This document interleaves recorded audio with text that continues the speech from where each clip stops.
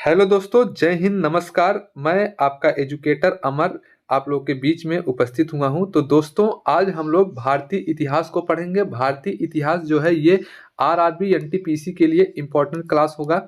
जो लोग graduate level का एग्जाम देने जा रहे हैं, ग्रेजुएट लेवल का जो लोग एग्जाम, पोस्ट ग्रेजुएट लेवल, जो ग्रेजुएट लेवल का एग्जाम होता है एनटीपीसी का, जो लोग उसको देने जा रहे हैं उनके लिए ये क्लास जो है काफ़ी ज़्यादा इंपॉर्टेंट होगा।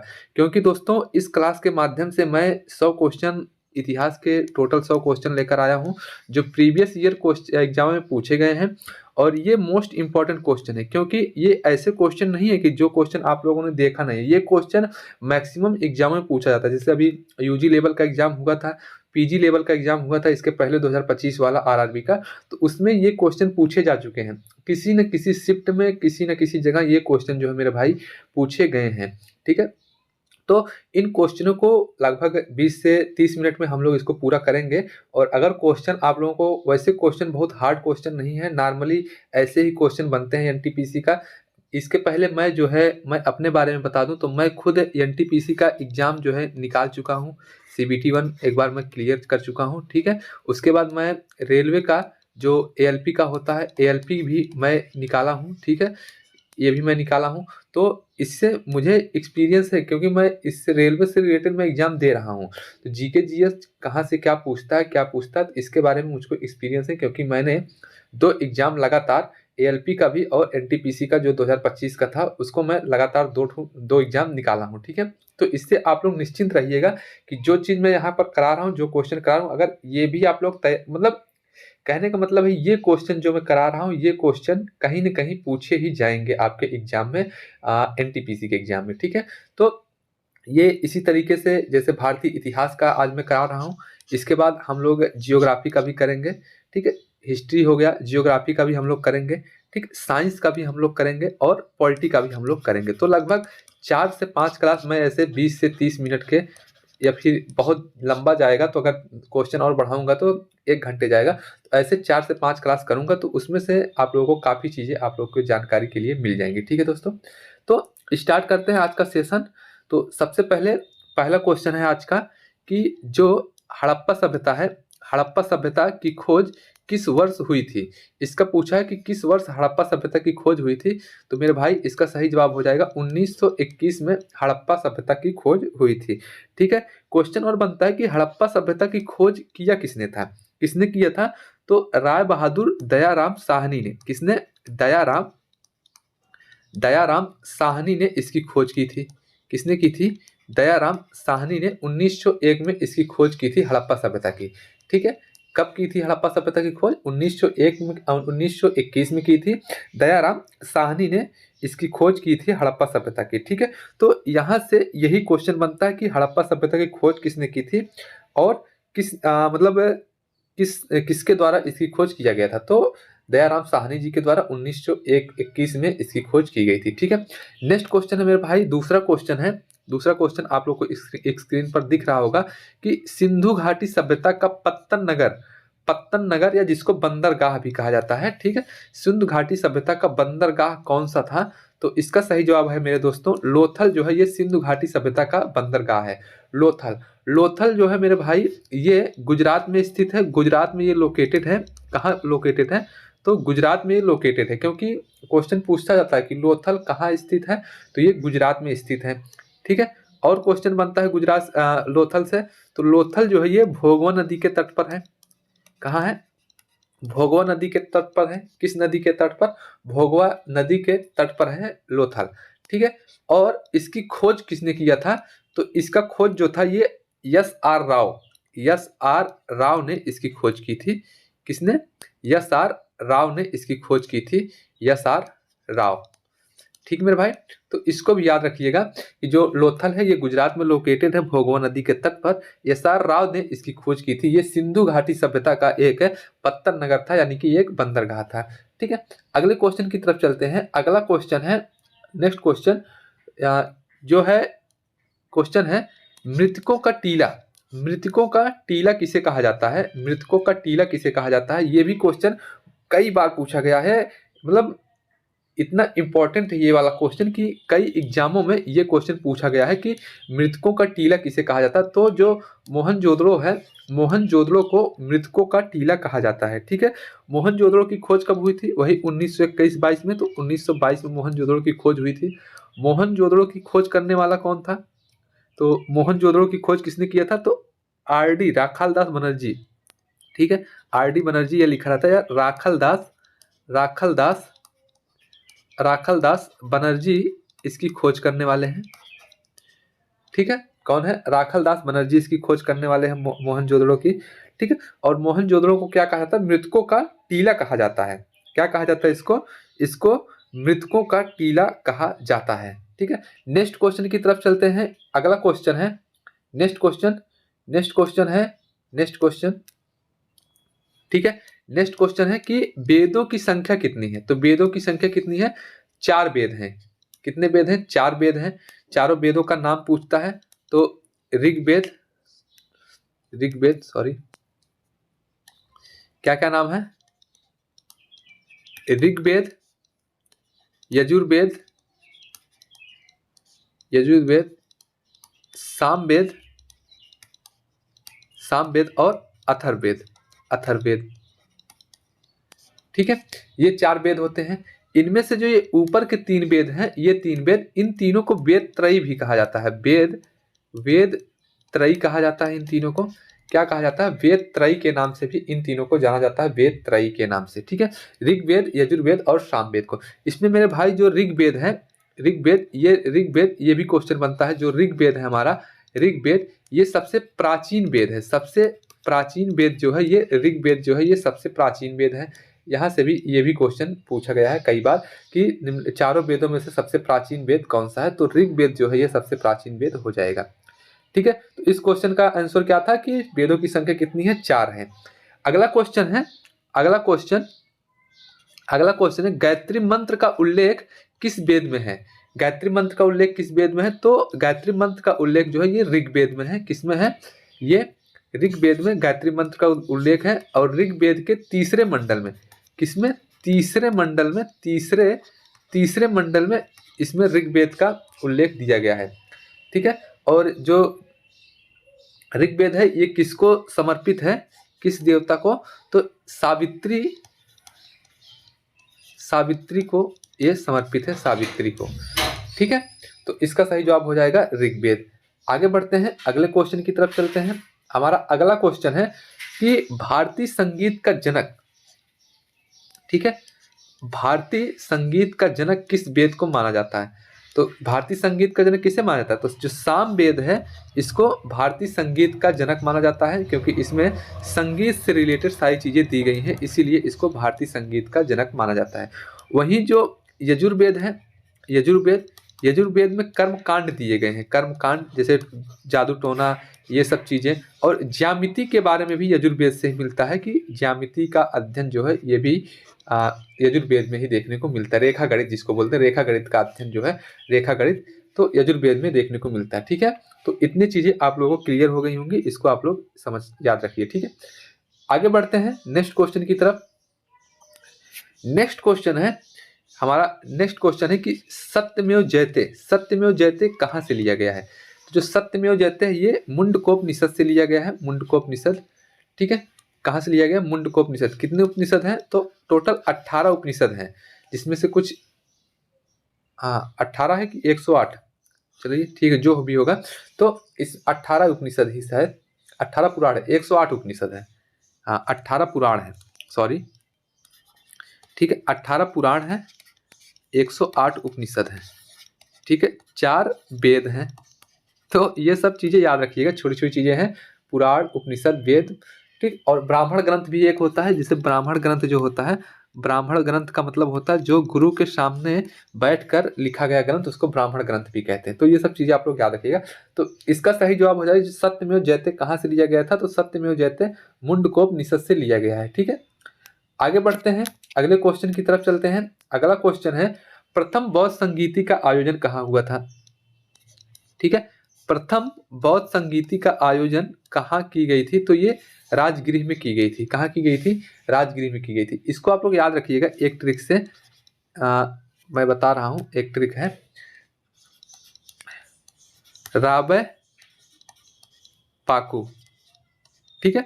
जो प्रथम बौद्ध संगीति है, जो पहली बौद्ध संगीति वो राजगिरी में हुई है, दूसरी जो है ये वैशाली में, तीसरी जो है पाटलिपुत्र में, और चौथी जो है कुंडल वन या कुंडल ग्राम दिया रहता है यहाँ हुआ है। तो आप लोग अगर राबे पाकू याद करेंगे ना, तो इससे आपको चारों बौद्ध संगीति का पता चल जाएगा कि कौन सा कहाँ पर हुआ है, ठीक है। तो ये चीज आपका क्लियर हो जाएगा, ठीक है भाई। तो इसको आप लोग याद रखिएगा राबे पाकू से, ठीक है। 1 मिनट रुकेंगे, ठीक है। तो हम लोग कहाँ थे, हाँ, प्रथम बौद्ध संगीति का आयोजन किया गया था, तो कहाँ, राजगिरी में किया गया था। इसको हमने बताया कि राजगिरी में हुआ था। उसके बाद हमने ये भी बताया कि राबे पाकू, ठीक है। रा से राजगिरी, व से वैशाली, पा से पाटलिपुत्र, और कु से कुंडल वन कुंडल ग्राम। तो ये चारों बौद्ध संगीतियां ही कहाँ कहाँ पर हुई थी, ठीक है। उसके अलावा भी एक चीज होता है अका अक, इसको भी याद रखिएगा, ट्रिक है ये, निमोनिक है, अका अक, ठीक है। अका अक, ठीक। आ से हो जाएगा आपका, जैसे आ से अशोक के कार्यकाल में पहली बौद्ध संगीति के समय शासक कौन था, अशोक था। दूसरी के टाइम पे कालाशोक था। तीसरी के टाइम पे कौन था, अजातशत्रु था। और चौथी बौद्ध संगीति के टाइम पे कनिष्क था। तो ऐसे आप निमोनिक से आप लोग याद कर सकते हैं कि कौन सी बौद्ध संगीति कहाँ हुई थी और उसके टाइम पर जो है शासक कौन था, किस शासक के द्वारा उसको करवाया गया था, ठीक है। तो राबे पाकू और अका अक, ठीक है। तो इसको याद रखिएगा। नेक्स्ट क्वेश्चन की तरफ चलते हैं। हमारा अगला क्वेश्चन है गौतम बुद्ध ने, ठीक है, अगला क्वेश्चन है गौतम बुद्ध ने अपना प्रथम उपदेश कहाँ दिया था।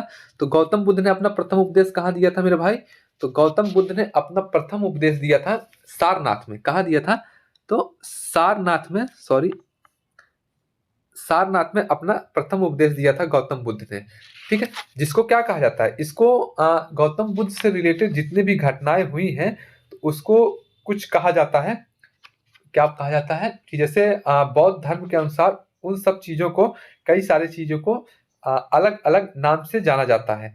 जैसे जन्म का घटना जो था वो गौतम बुद्ध के, उसको प्रतीकों से ही प्रतीक माना। जैसे जन्म की घटना के प्रतीक को कमल या सांड से माना जाता है।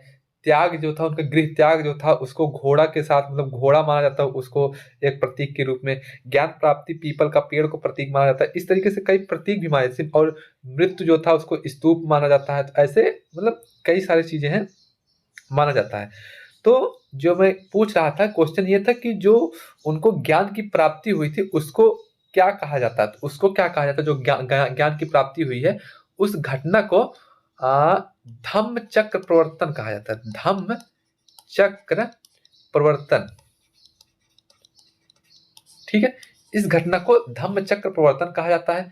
इसके साथ साथ जब वो घर गृह त्याग करते हैं, जिसको मैंने अभी बोला, जब उनका जो गृह त्याग था उसको घोड़े से, घोड़े जो है उसका प्रतीक था घोड़ा, तो उसको जब वो घर त्यागते हैं, गृह त्याग करते हैं, तो उसको भी एक नाम से जाना जाता है। उसको क्या कहा जाता था, उसको महाभिनिष्क्रमण कहा जाता है। महाभिनिष्क्रमण, महाभिनिष्क्रमण कहा जाता है उसको, महाभिनिष्क्रमण, ठीक है। इसको गृह त्याग को इनको महाभिनिष्क्रमण कहा है। ये सब घटनाएं हैं जो क्वेश्चन बनता है।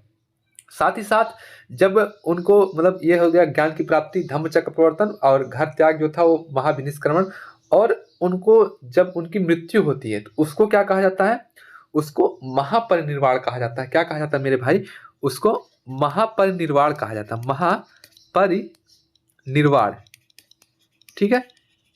क्या कहा जाता है, महापरिनिर्वाण कहा जाता है। ये बौद्ध धर्म से संबंधित कुछ चीजें हैं जिसको आप लोग को समझना है, क्योंकि यहाँ से भी क्वेश्चन बने हैं और क्वेश्चन बन भी सकते हैं। वैसे एक क्वेश्चन ये भी बनता है कि गौतम बुद्ध के जन्म, बचपन का नाम, इनके बचपन का नाम सिद्धार्थ था, ठीक है। हाँ, इनका जन्म जो था ये 563 ईसा पूर्व में, गौतम बुद्ध का जन्म जो था ये 563 ईसा पूर्व में हुआ था। और कहाँ हुआ था, तो कपिल वस्तु में हुआ था, ठीक है। कपिल वस्तु के पास लुम्बिनी एक जगह है, सॉरी, लुम्बिनी में, कपिल वस्तु के पास है लुम्बिनी, लुम्बिनी नेपाल, ठीक है। तो यहां पर इनका जन्म हुआ था, कपिल वस्तु के पास लुम्बिनी में इनका जन्म हुआ था, किनका, महात्मा गौतम बुद्ध का, ठीक है। तो ये क्वेश्चन बहुत ही इंपॉर्टेंट है। देखिए, एक ही क्वेश्चन के माध्यम से मैंने पूरा बौद्ध धर्म आप लोगों को कवर करा दिया। तो इसीलिए मैं कह रहा हूं, अगर वीडियो अच्छी लगेगी तो वीडियो को लाइक कर दीजिएगा, ठीक है दोस्तों। क्योंकि मैं ट्राई कर रहा हूँ कि एक ही क्लास के माध्यम से जितने भी फैक्ट हो सकते हैं, जितने भी क्वेश्चन बन सकते हैं, उन सब क्वेश्चनों को आप लोगों को करना मैं यहीं पर बता दूं, ठीक है।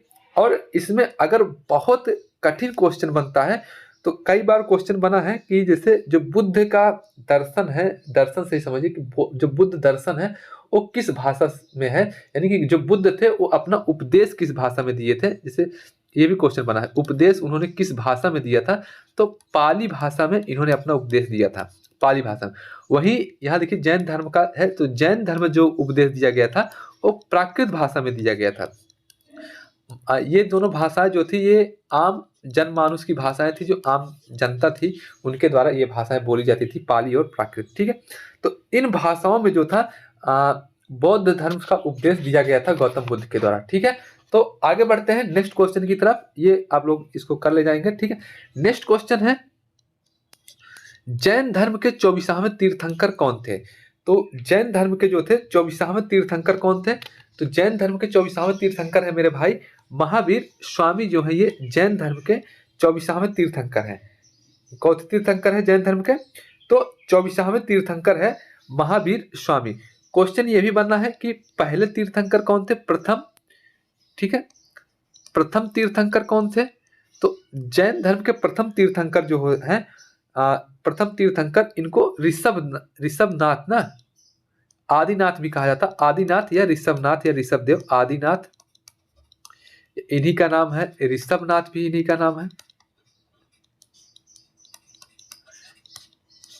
ठीक है। तो ये जैन धर्म के प्रथम महान तीर्थंकर थे, कौन? आदिनाथ या ऋषभनाथ, ऋषभदेव, ठीक है। तो इसको आप लोग याद रखिएगा। और क्या बन सकता है जैन धर्म से? 24वें तीर्थंकर महावीर स्वामी थे, इनके बचपन का नाम वर्धमान था, ठीक है, वर्धमान था इनके बचपन का नाम, ये भी याद रखिएगा, वर्धमान इनके बचपन का नाम था।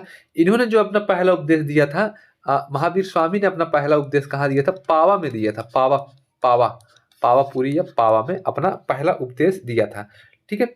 और इनकी जो मृत्यु होती है, जिसको जैन धर्म में मोक्ष की प्राप्ति भी कहते हैं, तो इनको जो मोक्ष की प्राप्ति भी हुई थी वो भी पावापुरी में ही इनको मोक्ष की प्राप्ति हुई थी। 72 वर्ष की आयु में इनकी मृत्यु हुई थी। कितने वर्ष की आयु में? 72 वर्ष की आयु में इनकी मृत्यु हुई थी।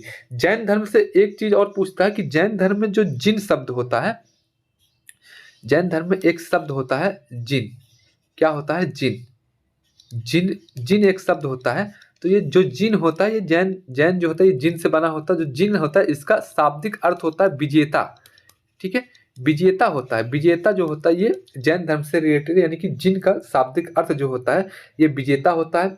महावीर स्वामी 24वें तीर्थंकर थे। इनका जन्म जो था 540 ईसा पूर्व में हुआ था, 540 ईसा पूर्व, इसको भी याद रखिएगा। जन्म 540 ईसा पूर्व में कहाँ पर हुआ था? वैशाली के निकट एक कुंडल ग्राम है, वैशाली के निकट, वैशाली के निकट कुंडल ग्राम में हुआ था,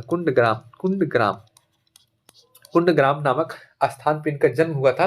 540 ईसा पूर्व में वैशाली के निकट कुंडग्राम नामक स्थान पर इनका जन्म हुआ था महावीर स्वामी का। ये जैन धर्म के 24वें तीर्थंकर थे। इनको जिन या विजेता, जिन शब्द का शाब्दिक अर्थ होता है विजेता। प्रथम जो थे, प्रथम तीर्थंकर ऋषभनाथ थे या आदिदेव, जिनको भी कहा था आदिनाथ या ऋषभदेव, ठीक है। ये जो थे ये क्या थे? पहले तीर्थंकर थे। और तीर्थंकर का मतलब वही होता है कि जो धर्म का प्रचार प्रसार करते थे उन्हीं को तीर्थंकर कहा जाता था, ठीक है। इसमें जो है 5 महाव्रत की बात की है जैन धर्म के अकॉर्डिंग। अहिंसा, सत्य, अस्तेय, ब्रह्मचर्य, अपरिग्रह, ये 5 जो है 5 महाव्रत की भी बात करते हैं जैन धर्म में। उसके बाद जो जैन धर्म था ना, ये बाद में 2 शाखाओं में टूटता है, दिगंबर और श्वेतांबर में, ठीक है। तो ये भी क्वेश्चन पूछता है कि किस जैन संगीति में ये था, दिगंबर और श्वेतांबर में टूटता है। तो ये क्वेश्चन भी पूछता है। तो इसको आप लोग जो है क्या करेंगे, कमेंट बॉक्स में बताएंगे कि जिस तरह से बौद्ध संगीतियां होती हैं उसी तरीके से जैन संगीति भी होती थी। तो किस जैन संगीति में ये दिगंबर और श्वेतांबर में टूटा था, ठीक है। तो इसको आप लोग कमेंट बॉक्स में बताएंगे। एक चीज और बता दूं, एक सेकेंड, जो पहली जैन संगीति थी, ठीक है, प्रथम जैन संगीति जी थी, प्रथम जैन संगीति, ये बौद्ध नहीं, ये जैन संगीति है। जो प्रथम जैन संगीति थी ये कहाँ हुई थी? तो ये 3री शताब्दी में हुई थी और पाटलिपुत्र में हुई थी। पाटलिपुत्र में, ये क्वेश्चन एक बार पेट में पूछा गया था, प्रथम या द्वितीय बौद्ध संगीति के बारे में पूछा गया था। तो ये कहाँ हुई थी? ये पाटलिपुत्र में हुई थी प्रथम वाली। प्रथम कहाँ हुई थी मेरे भाई? तो प्रथम बौद्ध संगीति जो थी पाटलिपुत्र में हुई थी। और जो बौद्ध संगीति नहीं, जैन संगीति, द्वितीय जो जैन संगीति थी ये कहाँ हुई थी? ये वैशाली में हुई थी ना। दूसरी कहाँ हुई थी? वैशाली नहीं, वल्लभी, वल्लभी, हाँ वल्लभी में हुई थी दूसरी वाली, ठीक है, वल्लभी में। देखिए जैन संगीति और बौद्ध संगीति में कंफ्यूजन नहीं होना है, कंफ्यूजन हो जाता है। जैसे प्रथम जैन संगीति पाटलिपुत्र में, द्वितीय जैन संगीति वल्लभी में हुई थी। जो प्रथम बौद्ध संगीति थी तो राजगृह में रावय पाकू, इससे याद रखिएगा, और बौद्ध जैन संगीति इससे याद रखिए, ठीक है। तो आई होप आप लोगों को इतनी सारी बातें समझ में आई होंगी। नेक्स्ट क्वेश्चन की तरफ चलते हैं। क्वेश्चन अगला है, अगला क्वेश्चन है कि महावीर, अच्छा ये तो हो गया। अगला क्वेश्चन है मेगस्थनीज किसके दरबार में आया था? सॉरी, मेगस्थनीज किसके दरबार में आया था?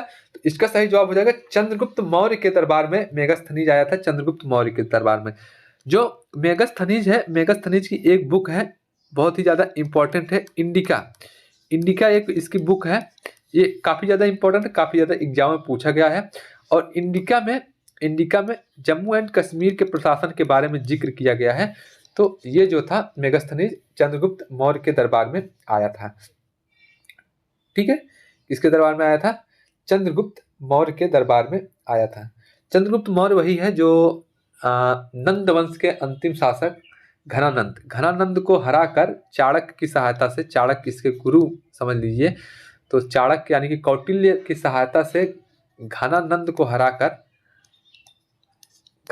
हराकर नंद वंश का अंत करता है और मौर्य वंश की नींव डालता है, चंद्रगुप्त मौर्य, ठीक है। तो इसको आप लोग याद रखिएगा, कौन? मेगस्थनीज। और इंडिका हो गई, मेगस्थनीज की बुक है। और मौर्य वंश से ही, इन्हीं के चंद्रगुप्त मौर्य के ही दरबार से रिलेटेड है एक विशाख दत्त। विशाख दत्त का भी नाम आता है, आप लोग लिख लीजिएगा, नोट कर लीजिएगा। विशाख दत्त, जो विशाख दत्त है ये भी इसी राज दरबार से संबंधित है। और विशाख दत्त की एक बुक है जिसका नाम क्या है? मुद्रा राक्षस इनकी एक बुक है। तो ये भी इंपॉर्टेंट है, इसको भी याद रखिएगा, ठीक है मेरे भाई। तो इंडिका मेगस्थनीज की पुस्तक है और मुद्रा राक्षस जो है ये विशाख दत्त की पुस्तक है। दोनों ही जो है चंद्रगुप्त मौर्य के दरबार से, मौर्य वंश से ही रिलेटेड है, ठीक है। तो यहाँ तक आप लोगों को ये सारी बातें समझ में आ गई होंगी, ठीक है। तो वीडियो अगर अच्छा लग रहा होगा तो वीडियो को लाइक कर दीजिएगा, और चैनल पे जो लोग पहली बार विजिट किए चैनल को सब्सक्राइब जरूर कीजिएगा, और शेयर कीजिए इतने ज़्यादा अपने दोस्तों के पास, ताकि जो लोग भी एनटीपीसी का एग्जाम देने जा रहे हैं उन लोगों के लिए ये क्लास काफ़ी ज़्यादा हेल्पफुल हो जाए। देखिए अगला क्वेश्चन भी वही है कि इंडिका पुस्तक के लेखक कौन है? तो इसके लेखक कौन है? मेगस्थनीज इसके लेखक भी हैं, ठीक है। नेक्स्ट क्वेश्चन है अशोक ने कलिंग युद्ध कब लड़ा था? तो कलिंग युद्ध 261 ईसा पूर्व में, 261 ईसा पूर्व में अशोक ने कलिंग युद्ध लड़ा था। अशोक जो था ये 269 ईसा पूर्व में, 269 ईसा पूर्व में, ये ईसा ईस्वी नहीं, ईसा पूर्व है, ठीक है। 269 ईसा पूर्व में ये जो था मगध की गद्दी पर बैठता है। इसका राज्याभिषेक होता है, सम्राट अशोक, या जिसको महान अशोक भी कहा जाता है। तो ये 269 ईसा पूर्व में मगध की गद्दी पर बैठता, और कलिंग युद्ध जो था ये 261 ईसा पूर्व में इसने लड़ा था। और कलिंग युद्ध के बारे में मेरे भाई जो जानकारी है, कलिंग युद्ध के बारे में जो जानकारी है, ये इसके 13वें शिलालेख में मिलता है। किस शिलालेख में? 13वें शिलालेख में देखने को मिलता है, ठीक है। और अशोक लगभग 33 शिलालेख इसने बनवाया था, और जिसमें 14 प्रमुख हैं, जिसमें से 13वां जो शिलालेख है उसमें जो है कलिंग युद्ध के बारे में देखने को मिलता है। तो आप लोगों को अशोक के भी बारे में ये सब सारी चीजें समझ में आ गई होंगी। और एक क्वेश्चन बनता है, जो अशोक के शिलालेख हैं, स्तंभ लेख हैं, उसको सबसे पहले जेम्स प्रिंसेप ने पढ़ा था। जेम्स प्रिंसेप ने पढ़ा था, ठीक है। और ये इसके जो शिलालेख है ये ब्राह्मी लिपि में लिखे गए हैं, ब्राह्मी लिपि में इसके जो शिलालेख हैं वो ब्राह्मी लिपि में लिखे गए हैं। ब्राह्मी और खरोष्ठी लिपि भी है, ठीक है, तो इसको आप लोग याद रखिएगा। ब्राह्मी और खरोष्ठी लिपि में इसके शिलालेख और स्तंभ लेख लिखे गए हैं, जिसको सबसे पहले जेम्स प्रिंसेप ने पढ़ा था 1800 कितने में, 1800, हाँ 1837 में, शायद 33 या 37 है एग्जैक्ट, 1837 याद रखिएगा, ठीक है। 1837 में जेम्स प्रिंसेप के द्वारा सबसे पहले पढ़ा गया था अशोक के शिलालेख, जो कि ब्राह्मी और खरोष्ठी लिपि में लिखे गए हैं, ठीक है दोस्तों, जिसमें ये सारी चीजें हैं। शिलालेखों के माध्यम से पहले क्या होता था, जो भी शासक रहता था और शिलालेखों के माध्यम से, स्तंभ लेखों के माध्यम से अपने वर्तमान साम्राज्य के बारे में जो भी चीजें होती थी उसको समझाने का ट्राई करता था कि ये चीजें जो है मेरे शासनकाल में ये ऐसी थी, ये चीजें मैंने ऐसे ऐसे किया है, ठीक है। तो ये सारी चीजें जो थी ये समझाने का कार्य होता था। अपने प्रजा में कोई भी चीजें होती थी तो उसको राजा शिलालेखों के माध्यम से, स्तंभ लेखों के माध्यम से लिखवाता था कि हमने ये कार्य किया है, ये महान कार्य था। तो ये सब चीजें तात्कालिक शासन प्रणाली में शासक के द्वारा किया जाता था, ठीक है। तो अशोक से रिलेटेड ये भी जितने भी फैक्ट थे हमने आप लोगों को बता दिया है। तो यहां से क्वेश्चन अशोक से बाहर नहीं जाएगा, ठीक है। नेक्स्ट चलते हैं, अगला क्वेश्चन है सांची का स्तूप किसने बनवाया था। सांची का स्तूप तो अशोक ने बनवाया था। किसने बनवाया था, अशोक ने। अशोक ने कई सारे स्तूप बनवाए थे, सारनाथ में भी देखेंगे आप लोग, सांची का भी देखेंगे। तो कई सारे स्तूप जो थे, बौद्ध धर्म से रिलेटेड काफी सारे कार्य जो थे अशोक के द्वारा करवाया गया था, ठीक है। नेक्स्ट क्वेश्चन है चरक किसके राज्य वैद्य थे। तो चरक जो थे ये कनिष्क के राज्य वैद्य थे, सॉरी ये किसके थे, ये कनिष्क थे। और एक चरक संहिता भी है, चरक के द्वारा ही शायद लिखी गई है, ठीक है। ये साइंस और विज्ञान से रिलेटेड है, ठीक है। तो चरक किसके राज्य वैद्य थे, तो कनिष्क के राज्य वैद्य थे चरक, ठीक है। नेक्स्ट क्वेश्चन चलते हैं, अगला क्वेश्चन है हमारा भारत का नेपोलियन, ठीक है। भारत का नेपोलियन किसे कहा जाता है। तो भारत का नेपोलियन जो था ये समुद्रगुप्त को भारत का नेपोलियन कहा जाता है। किसको कहा जाता है, समुद्रगुप्त को भारत का नेपोलियन कहा जाता है। और समुद्रगुप्त से एक क्वेश्चन बनता है कि कौन सा शासक था जो शायद बीड़ा बजाता था ना, बीड़ा का प्रेमी था ये समुद्रगुप्त। समुद्रगुप्त क्या करता था, समुद्रगुप्त जो था ये बीड़ा बजाता था अपने राज्य दरबार में। कहते हैं, सब लोग कहते हैं जो समुद्रगुप्त था ये बहुत ज्यादा संगीत का प्रेमी था, ये बीड़ा भी बजाता था। तो इसको आप लोग समझिएगा, भारत का नेपोलियन इसको कहा जाता है, समुद्रगुप्त को, ठीक है। इतनी चीजें आप लोग क्लियर हो गया होगा। गुप्त वंश का संस्थापक पूछा था, ये समुद्रगुप्त जो है ये गुप्त वंश से रिलेटेड है। जो गुप्त वंश का संस्थापक है तो ये कौन था, ये श्रीगुप्त था। श्रीगुप्त जो है ये गुप्त वंश का संस्थापक है। श्रीगुप्त जो महाराधा, क्या कहते हैं यार नाम भी नहीं ले पा रहा हूं, महाधीराज की उपाधि धारण करता था। महाधीराज की उपाधि धारण करता था श्रीगुप्त जो था ये गुप्त वंश का शासक, गुप्त वंश का प्रथम शासक था। इसमें जो सबसे ज्यादा माना जाता है, जो सबसे अच्छा शासनकाल था जिसका, चंद्रगुप्त द्वितीय का था, जिसको विक्रमादित्य भी कहा जाता था, चंद्रगुप्त द्वितीय, ठीक है। इसका शासनकाल सबसे ज्यादा अच्छा माना जाता है, ठीक है। तो नेक्स्ट क्वेश्चन की तरफ चलते हैं। नेक्स्ट क्वेश्चन है फाहयान, अच्छा यही था, फाहयान किसके शासनकाल में आया था। तो अच्छा दूसरा क्वेश्चन, फाहयान किसके शासनकाल में भारत आया था। तो चंद्रगुप्त द्वितीय के शासनकाल में फाहयान जो था ये भारत आया था। किसके, चंद्रगुप्त द्वितीय के कार्यकाल में ये फाहयान जो था ये भारत आया था। चंद्रगुप्त द्वितीय को ही विक्रमादित्य भी कहते हैं। क्या कहते हैं इसको विक्रमादित्य भी कहते हैं, चंद्रगुप्त द्वितीय का। और चंद्रगुप्त द्वितीय ने चांदी के सिक्के चलवाए थे।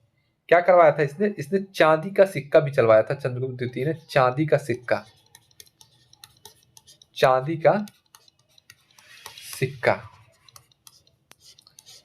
ठीक है, क्या करवाया था, चांदी का सिक्का चलवाया था। नेक्स्ट क्वेश्चन है दोस्तों, नेक्स्ट क्वेश्चन है बाणभट्ट किसके दरबारी कवि थे। बाणभट्ट किसके दरबारी कवि थे? तो हर्षवर्धन का दरबारी कवि था बाणभट्ट।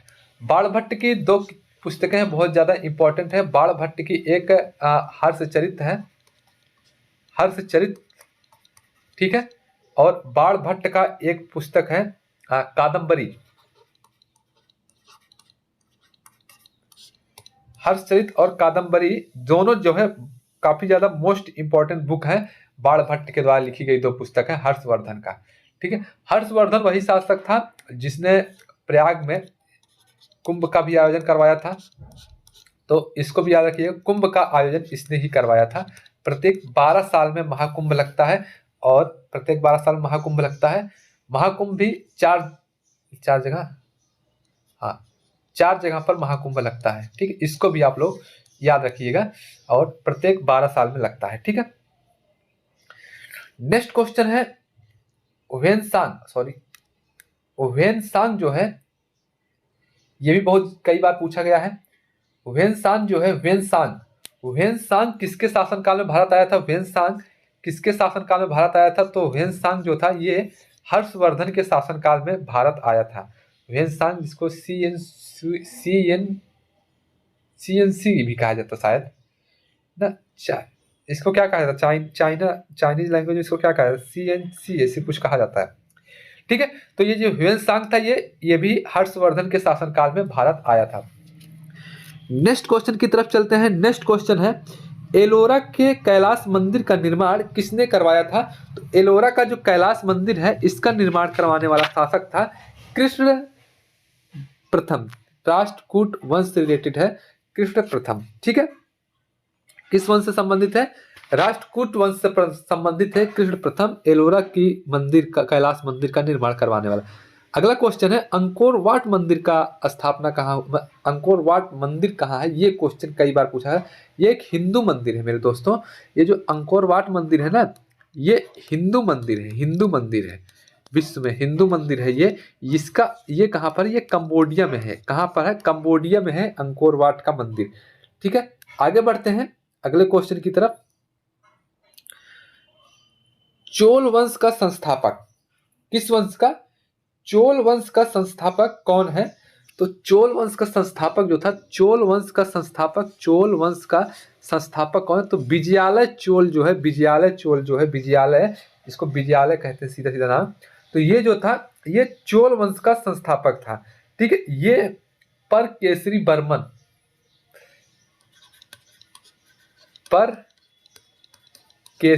वर्मन की उपाधि धारण करता था।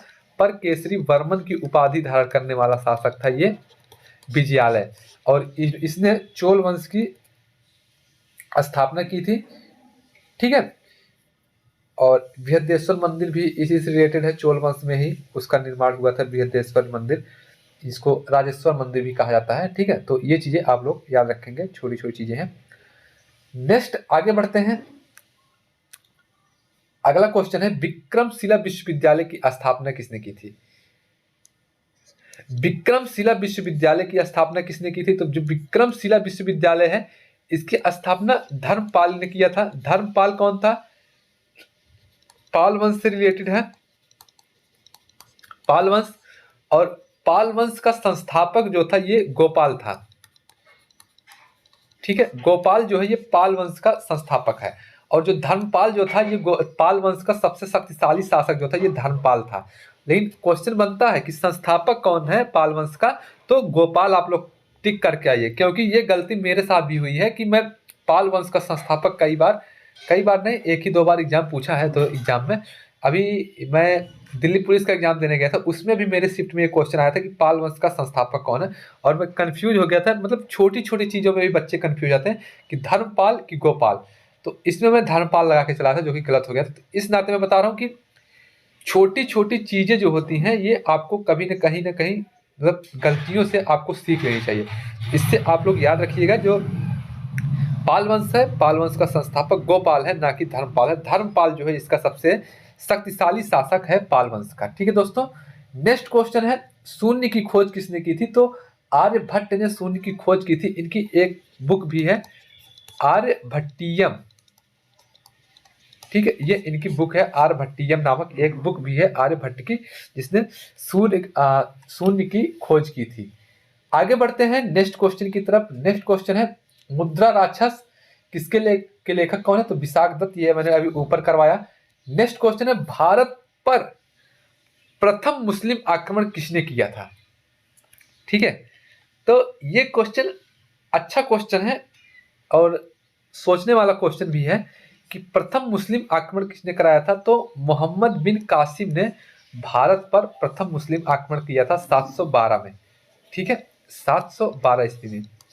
कब किया था? तो 712 ईस्वी में मोहम्मद बिन कासिम के द्वारा भारत में प्रथम मुस्लिम आक्रमण किया गया था। ठीक है, और मेरे दोस्तों इसके पहले भी भारत में मुस्लिम आक्रमण हो चुके थे, ये सफल आक्रमण है 712 में। ठीक है, इसके पहले भी मुझे नाम नहीं याद आ रहा, शायद खलीफा अबू बकर क्या और उस्मान के द्वारा, ऐसे उमर उस्मान, ऐसे 2-3 आक्रमण हो चुके हैं। 600 मतलब समथिंग 700 के पहले ही, जो 712 ईस्वी है ये, इसके पहले भी 3 आक्रमण, 2 या 3 आक्रमण, जैसे एक तो ये याद है मुझे, अबू कर के द्वारा, अबू बकर खलीफा अबू बकर था, इसके द्वारा पहला आक्रमण किया गया था।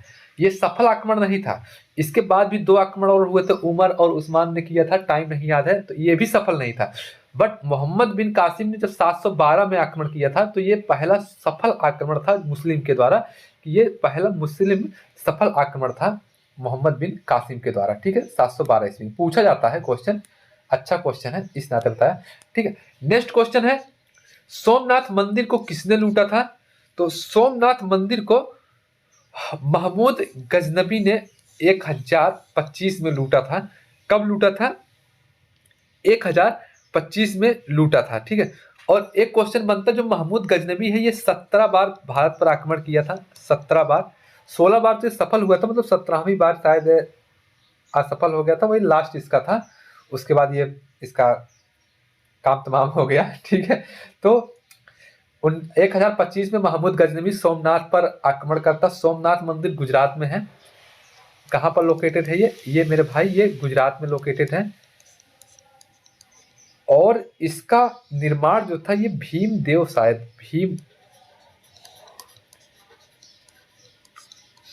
भीम प्रथम या भीम द्वितीय के द्वारा इसका निर्माण कराया गया था।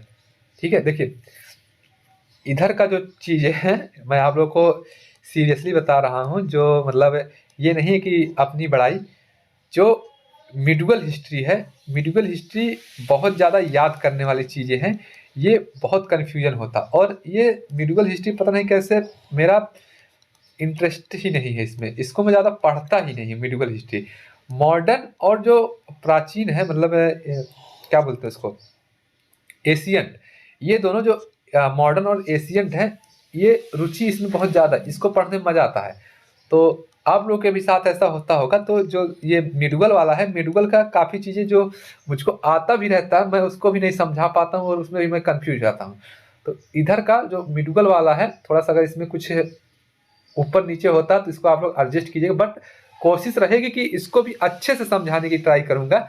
और फिर एक बार आप लोगों से कह रहा हूँ कि अगर वीडियो अच्छी लग रही है मेरे भाई, तो आप लोग वीडियो को लाइक कर दीजिए, क्योंकि आपके लाइक से ही हमको मोटिवेशन मिलता है। ठीक है, तो लाइक करते रहिएगा जो लोग भी वीडियो को देख रहे हैं। तो आपका समझ लीजिए काफ़ी ज़्यादा मेहनत करना पड़ता है एक ही वीडियो में, और काफ़ी ज़्यादा मेहनत से ही अच्छा कंटेंट तैयार होता है। ठीक है, तो आगे बढ़ते हैं, यहाँ तक हो गया। ठीक है, नेक्स्ट क्वेश्चन है तराइन का प्रथम युद्ध। तराइन का जो प्रथम युद्ध है, ये कब हुआ था? 1191 में हुआ था। और किसके किसके बीच हुआ था? ये पृथ्वीराज चौहान और मोहम्मद गौरी के बीच में तराइन का प्रथम युद्ध हुआ था 1191 में। 1192 में भी 1192 में तराइन का द्वितीय युद्ध हुआ था। सेकंड वाला कब हुआ था? 1192 में हुआ था, जिसमें मोहम्मद गौरी विजयी रहा था। और जो 1191 वाला है, जो प्रथम वाला है, इसमें कौन विजयी था? इसमें भी मोहम्मद गौरी ही शायद विजय हुआ, नहीं सॉरी, 1991 वाले में पृथ्वीराज चौहान जीता था, मोहम्मद गौरी इसमें हार गया था। दूसरी वाली में मोहम्मद गौरी जीता है। ठीक है, इसको याद रखिएगा, दोनों ही इंपॉर्टेंट है। आगे बढ़ते हैं अगले क्वेश्चन की तरफ। अगला क्वेश्चन है गुलाम वंश का संस्थापक, who is the founder of Ghulam Vansh. ठीक, एक सेकेंड।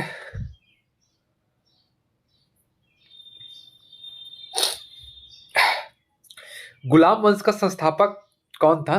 छींक आने वाली थी, छींक ही नहीं आई, ठीक है, जुकाम हुआ हल्का हल्का। तो गुलाम वंश का संस्थापक जो है ये कुतुबुद्दीन ऐबक जो है ये गुलाम वंश का संस्थापक है।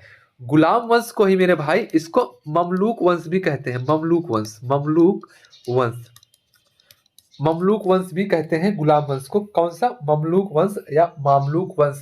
और इसका टाइम पीरियड आप लोग जितने भी वंश है, गुलाम वंश हुआ, खिलजी वंश हुआ, तुगलक वंश हुआ, मतलब जितने भी वंश हैं सल्तनत काल के, तो उनका आपको दिल्ली सल्तनत से, सल्तनत काल इसको माना जाता है। जो इसे जो मुगल काल है वो बाबर के बाद का जो है उसको मुगल काल में रखा जाता है। जो ये इधर का है कौन, मोहम्मद गौरी के बाद से यहाँ से स्टार्ट होता है, जब ये मुस्लिम आक्रमण होता है तो यहाँ से जो कार्यकाल होता है, तो ये जो गुलाम वंश हुआ, खिलजी वंश हुआ, तुगलक वंश हुआ, सैयद वंश हुआ, लोधी, ये जो 5 वंश है ये सब ये सल्तनत काल से रिलेटेड है। इसको सल्तनत काल कहा जाता है, दिल्ली सल्तनत।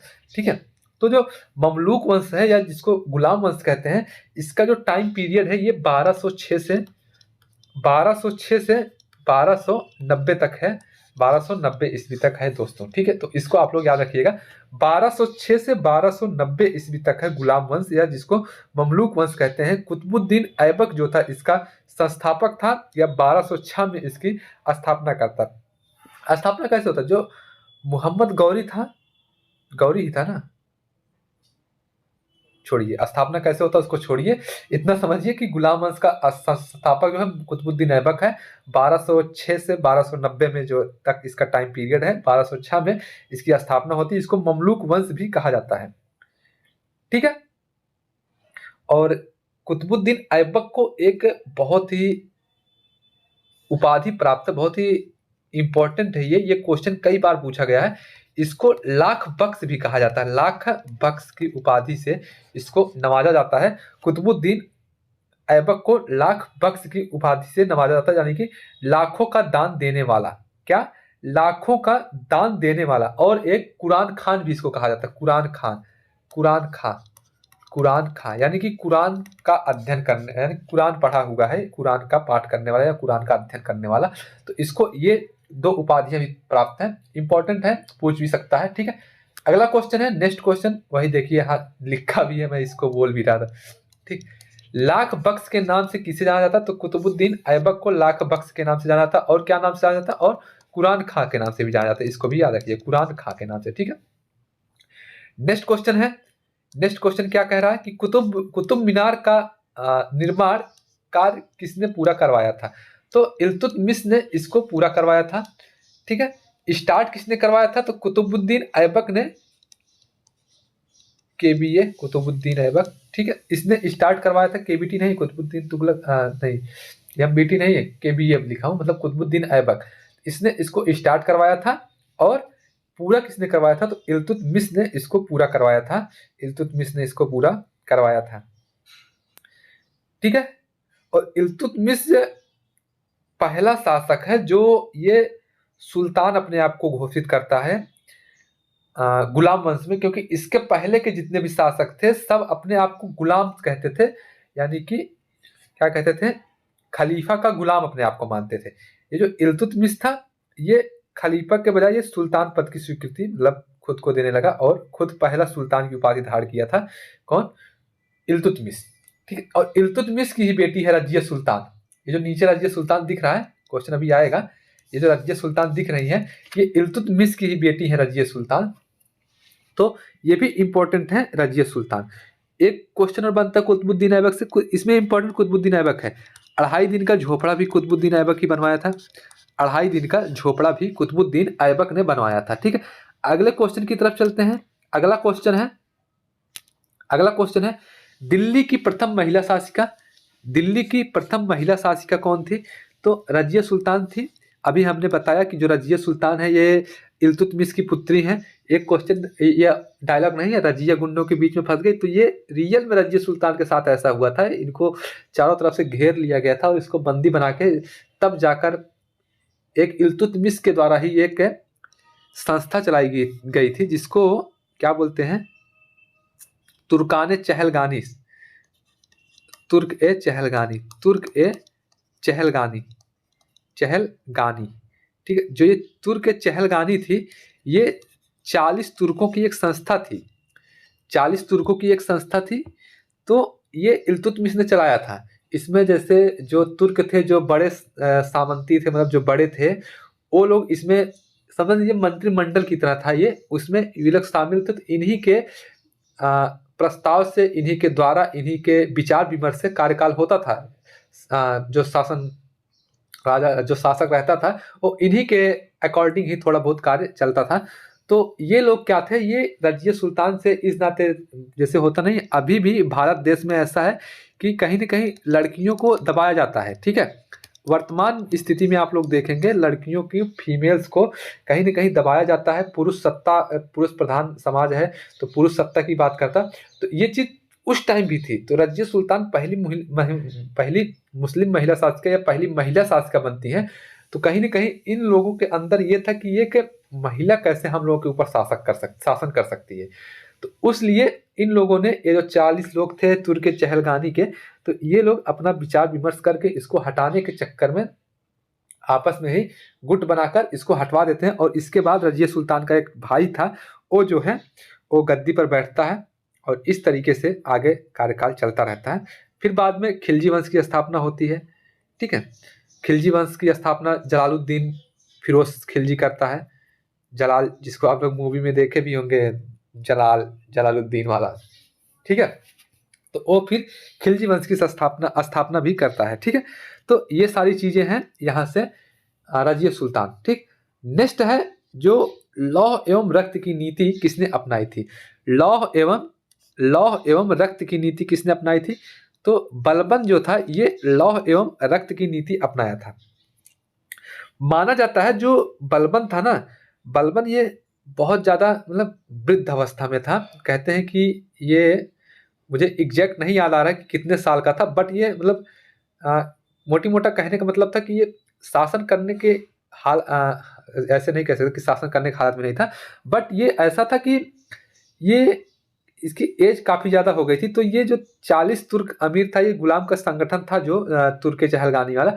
तो सबसे पहले ये जब गद्दी पर बैठता, सबसे पहले इसी को हटाता है, इसको खत्म कर देता है, क्योंकि जानता था कि ये जो 40 लोग हैं, जो ये मंत्रिमंडल की तरह कार्य कर रहे हैं, तो ये 40 लोग कुछ भी कर सकते हैं। अभी किसी को गद्दी पर बैठा रहे हैं, रजिया को जैसे हटा दिए, तो ये भी ऐसा था कि ये बूढ़ा था, तो इसको भी पता था कि मैं ज्यादा लड़ तो सकता नहीं हूँ। तो ये कुछ अलग नीति से चलता था। तो ये सबसे पहले उन्हीं को, उस संगठन को ही खत्म कर दिया, जो अमीरों का संगठन था 40 लोगों का, ठीक है। तो उसको इसने खत्म कर दिया। और एक चीज था सिजदा, और सिजदा जो था, ये सिजदा पूछा जाता है, इंपॉर्टेंट है मेरे भाई। जो सिजदा था, सिजदा किसने लागू किया। सिजदा एक प्रथा थी। सिजदा, इसमें क्या होता था, इसमें जैसे शासक के सामने जो राजा होता था, जो मतलब इसमें जैसे राजा तो नहीं कह सकते क्योंकि ये सल्तनत काल है। तो इसमें जो मानिए जो मेन रहता था क्या बोलेंगे, सुल्तान, हाँ, जो सुल्तान रहता था, तो सुल्तान के सामने ये लोग क्या कहते थे, घुटनों के बल बैठकर सिर झुकाते थे, जिसको सिजदा कहा जाता है। और एक प्रथा थी पाबोस, सिजदा और पाबोस, सिजदा और पाबोस, ये दोनों प्रथाएं भी बलबन ही लागू करता है। ये भी क्वेश्चन कई बार पूछा गया है। और पाबोस में क्या होता था, सुल्तान का जो था, ये लोग हाथ चूमते थे। आप लोग अगर सल्तनत कालीन मूवियाँ देखे होंगे आप लोग, जैसे अलाउद्दीन खिलजी का मूवी है, और ऐसे तो कई मूवियाँ हैं, पद्मावत मूवी है, उसमें भी थोड़ा बहुत सल्तनत कालीन चीज़ें दी गई हैं। तो उसमें आप लोग देखे होंगे, जो भी मिडिवल काल से रिलेटेड जो भी मूवी हैं, उसमें आप लोग देखे होंगे ये सारी प्रथाएं करते हुए, इस तरीके की चीज़ें हैं। तो उसमें जो सिजदा था, उसमें मतलब सुल्तान के सामने घुटनों के बल बैठ कर सर झुकाते थे। और जो क्या नाम था, पाबोस था, उसमें सुल्तान के पैर चूमते थे या हाथ चूमते थे। ऐसी जो था, ये बलबन के द्वारा चलाया गया था। फिर उसके बाद बलबन कई सारे अपने आप को वो मानता था कि मैं जिल्ले इलाही हूँ, मतलब भगवान का रूप हूँ, ऐसे से कई सारी चीजें कहता था। इस तरीके से बलबन जो था, ये अपने शासन व्यवस्था को काफी अच्छे तरीके से चलाने की ट्राई कर रहा था। और इसने जो था क्या किया था, एक चीज और किया था इसने, बलबन ने याद नहीं आ रहा, बलबन, हाँ, नवरोज त्यौहार मनवाया था। हाँ, ये इंपॉर्टेंट है। नवरोज ये फारसी त्यौहार है। ये नवरोज त्यौहार स्टार्ट करवाया था बलबन ने। ये काफ़ी बार पूछा गया है एग्जाम में। ये फारसी त्यौहार है, इसको किसने स्टार्ट किया था? तो ये बलबन ने स्टार्ट किया था। ठीक है, तो इस तरीके से बलबन जो था विस्तार नीति को अपनाते हुए अपने साम्राज्य को बढ़ाता था भी। इस तरीके से कई सारे कार्य जो थे बलबन के द्वारा किए गए थे। और लौह और तख्त की भी नीति जो था बलबन ने अपनाया था। इसमें जो था क्या था, उस टाइम अवध में डाकुओं का कुछ था सिस्टम, तो उसको निपटाने के लिए ये लौह एवं रक्त की नीति अपनाई थी। ठीक है, तो इतनी सारी चीजें थी बलबन से रिलेटेड। आई होप आप लोगों को सारे 1 फैक्ट, मतलब एक एक बातें आप लोगों को क्लियर हो गई होंगी। ठीक है, क्योंकि मैं इतने अच्छे से समझाते हुए चल रहा हूं कि आप लोगों को परेशानी नहीं हो रही होगी। ठीक है भाई, आगे चलते हैं। अगला क्वेश्चन जो है, अगला क्वेश्चन मेरे भाई, बाजार नियंत्रण प्रणाली, बाजार नियंत्रण प्रणाली किसने लागू किया था? तो ये अलाउद्दीन खिलजी ने बाजार नियंत्रण प्रणाली स्टार्ट किया था। अलाउद्दीन खिलजी ये काफ़ी ज़्यादा इंपॉर्टेंट शासक है खिलजी वंश का। ये खिलजी वंश का संस्थापक नहीं था। खिलजी वंश का संस्थापक जो था वो जलालुद्दीन फिरोज खिलजी था। ठीक है, उसके बाद ये जो अलाउद्दीन खिलजी था, ये उसी का, कहीं कहीं किताबों में दिया गया था कि जलालुद्दीन का दामाद है, कहीं कहीं दिया गया है कि उसका भतीजा है, मतलब ऐसे ही कुछ है। आप लोग जो भी होगा पढ़ लीजिएगा। तो ये बहुत ही इंपॉर्टेंट है कि बाजार नियंत्रण प्रणाली किसने शुरू किया था? अलाउद्दीन खिलजी। खिलजी वंश से मेरे भाई, अगर आप अलाउद्दीन खिलजी इसको पढ़ लेंगे तो खिलजी वंश से मैक्सिमम क्वेश्चन एसएससी, रेलवे और जो भी वनडे एग्जाम है, खिलजी वंश से क्वेश्चन अलाउद्दीन खिलजी से ही पूछता है।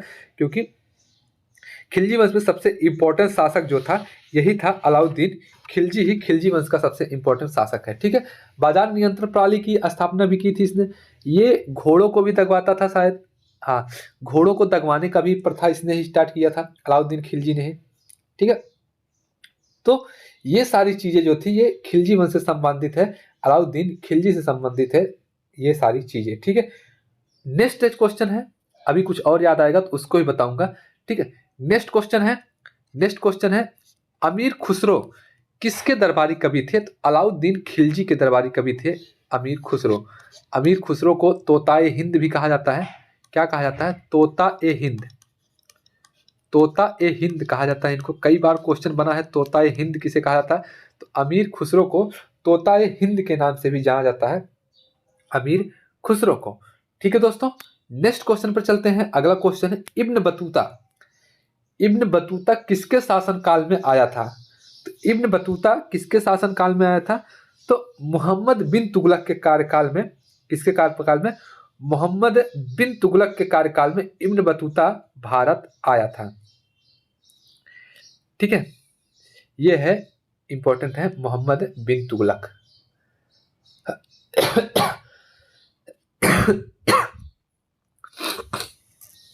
एमबीटी भी जिसको कहा जाता है, एमबीटी। इसको पागल बादशाह कहते हैं, इसको भी याद रखिएगा, पागल बादशाह। मोहम्मद बिन तुगलक को पागल बादशाह कहा जाता है, पागल बादशाह। ठीक है मेरे भाई, आगे बढ़ते हैं। अगला क्वेश्चन है विजयनगर साम्राज्य की स्थापना किसने की थी? विजयनगर साम्राज्य की स्थापना, तो विजयनगर साम्राज्य की स्थापना हरिहर और बुक्का ने 1836 में किया था। ये दोनों भाई थे, हरिहर और बुक्का। नेक्स्ट है हम्पी किसकी राजधानी है? तो विजयनगर की ही राजधानी हम्पी है। इस टाइम ना, जो इस टाइम के एग्जाम है, हाल ही में जो एग्जाम हो रहे हैं ट्रेडिशनल एग्जाम, उसमें विजयनगर साम्राज्य, हम्पी, चोल, पल्लव, ये सब पांडव, इधर वाला थोड़ा सा क्वेश्चन बन रहा है, तो इसको भी आप लोग करते हुए चलेंगे। तो विजयनगर साम्राज्य की स्थापना किसने किया था? हरिहर एवं बुक्का ने किया था। और जो हरिहर था, हरिहर को ही कहा जाता है। ये हरिहर जो था ये विजयनगर साम्राज्य का प्रथम शासक था, हरिहर। ठीक है, याद रखिएगा इसको। समुद्रों का स्वामी भी कहते हैं, ऐसे कुछ कहा जाता है। तो ये सब इंपॉर्टेंट नहीं है, बट इतना इंपॉर्टेंट है कि जो विजयनगर साम्राज्य की स्थापना थी वो हरिहर और बुक्का ने किया था और 1336 में किया था। इसको याद रखिएगा, डेट याद रखिएगा, 1336 जो यहाँ पर दिया गया है डेट, तो डेट, इसको आप लोग डेट के साथ याद रखिएगा। और ये प्रथम मध्यकाल में, क्योंकि देखिए उधर जो था एशियन हिस्ट्री में आप लोग पढ़े, जो मौर्योत्तर काल के बाद और सारे जो सिस्टम हुए, पांड्य, पल्लव, ये सब जो थे ये हिंदू वंश थे। लेकिन मध्यकाल में पहला हिंदू साम्राज्य था, समझिए मध्यकाल में प्रथम हिंदू साम्राज्य था विजयनगर। तो ये इंपॉर्टेंट बन जाता है। इसी नाते इस टाइम जो जैसे आप लोग देखे होंगे जो एनसीईआरटी में है, कहीं ना कहीं मुगल और सल्तनत वाला पार्ट अब कम कर रहा है, वहाँ पर जो मध्यकाल में हिंदू साम्राज्य थे उनको पढ़ाने की ट्राई ज़्यादा किया जा रहा है, ठीक है। तो इसको याद रखिएगा। अब हम लोग बात करते हैं लोधी वंश का। नेक्स्ट क्वेश्चन है, लोधी वंश का संस्थापक कौन था? लोधी वंश का संस्थापक कौन था? तो बहलोल लोधी जो है, बहलोल लोधी, ये लोधी वंश का संस्थापक था, बहलोल लोधी, ठीक है। और लोधी वंश में सबसे इंपॉर्टेंट जो था सिकंदर लोधी था फिलहाल। तो नेक्स्ट क्वेश्चन है, पानीपत का प्रथम युद्ध कब हुआ था? तो 1526 में हुआ था प्रथम युद्ध। तो किसके बीच हुआ था, ये क्वेश्चन है। तो बाबर और इब्राहिम लोधी के बीच में प्रथम युद्ध हुआ था 1526 में। तो इब्राहिम लोधी जो था ये इसमें सबसे ज्यादा इंपॉर्टेंट है। इब्राहिम लोधी कौन है लोधी वंश में?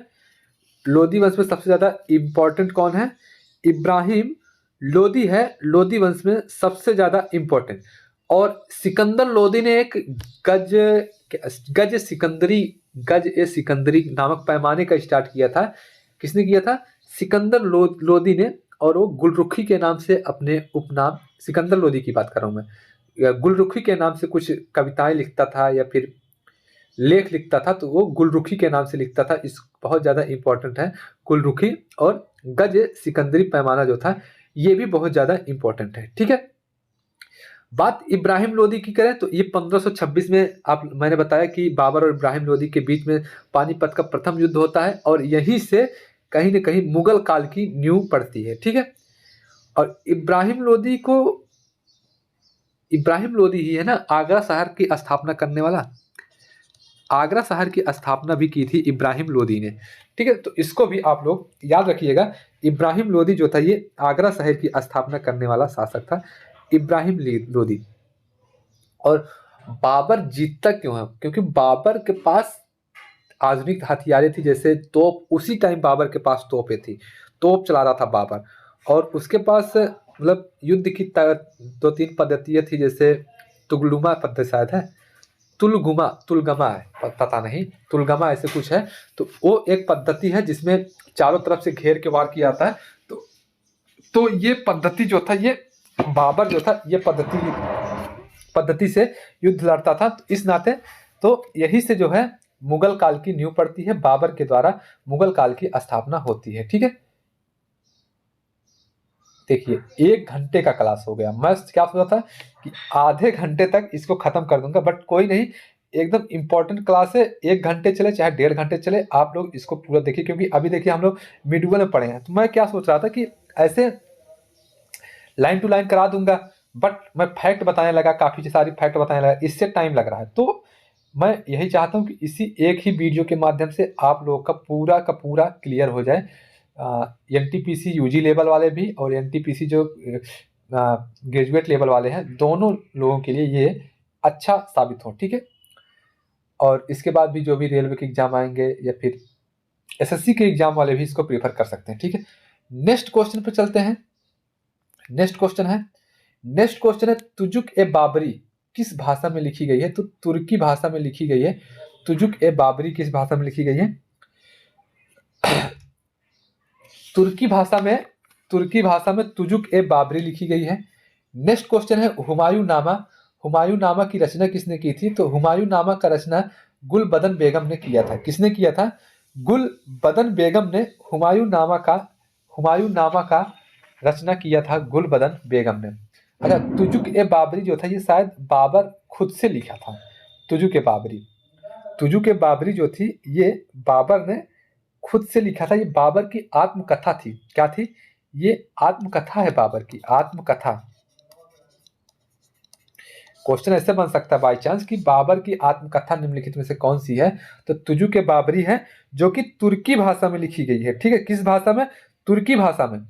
और मेरे भाई बाबर के द्वारा लड़े गए सभी युद्ध पूछा जाता है। काफी सारे वीडियो पड़े होंगे यूट्यूब पे, और यही ट्रिक काफी ज्यादा ट्रेंड है कि पानी पिया, खाना खाया, चल दिया घर, ऐसे कुछ करके ट्रिक है।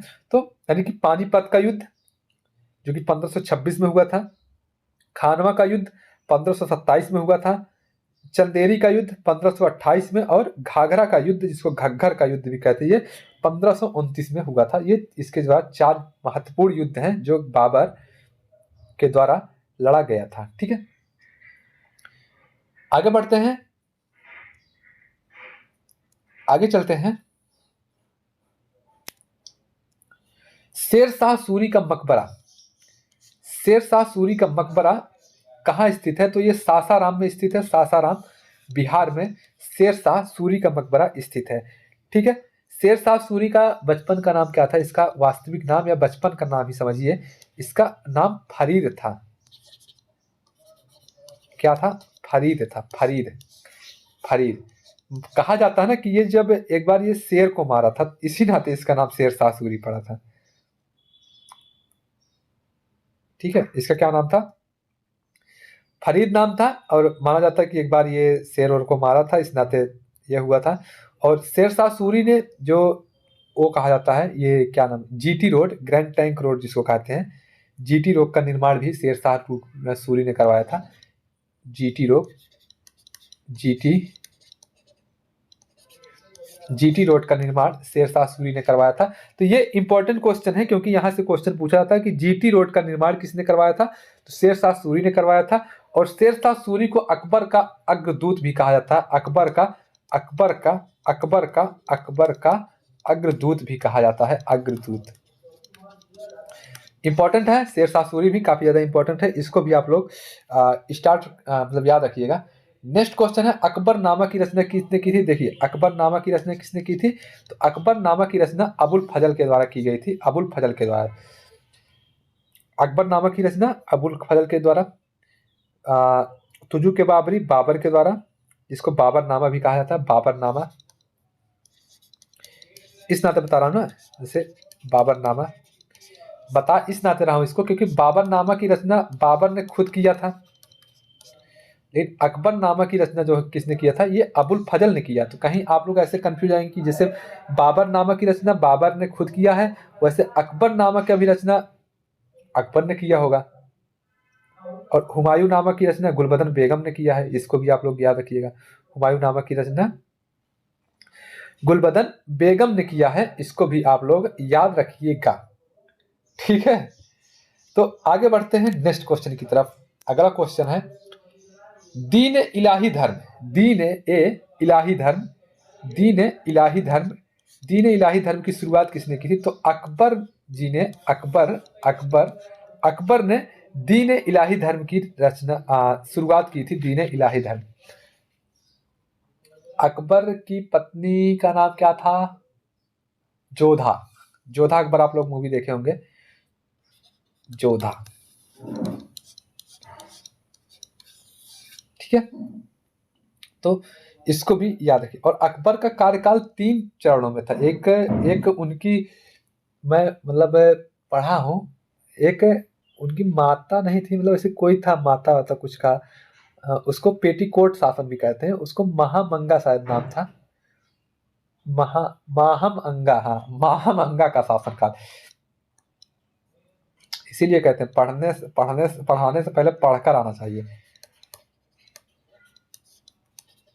माहम अंगा जो थी, एक शासनकाल इनका था। एक शासन स्टार्टिंग, जब ये इस टाइम अकबर जो थे ये छोटे थे, तो इस शासनकाल को पेटीकोट शासन कहा जाता है। पेटीकोट शासन, ठीक है, माहम अंगा का शासन। ठीक, एक अकबर का शासनकाल था, एक ऐसे था। और अकबर का बैरम खां भी अकबर से रिलेटेड है। ठीक, तो इतनी सारी चीजें हैं। और एक चीज है, अकबर के शासन में ही नवरत्न रहते थे। नवरत्न, नवरत्नों का जिक्र जब भी आएगा तो अकबर का नाम आप लोग को लगाना है।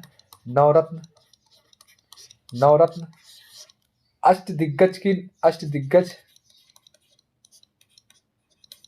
ये भी पूछा जाता है। एक अष्ट प्रधान,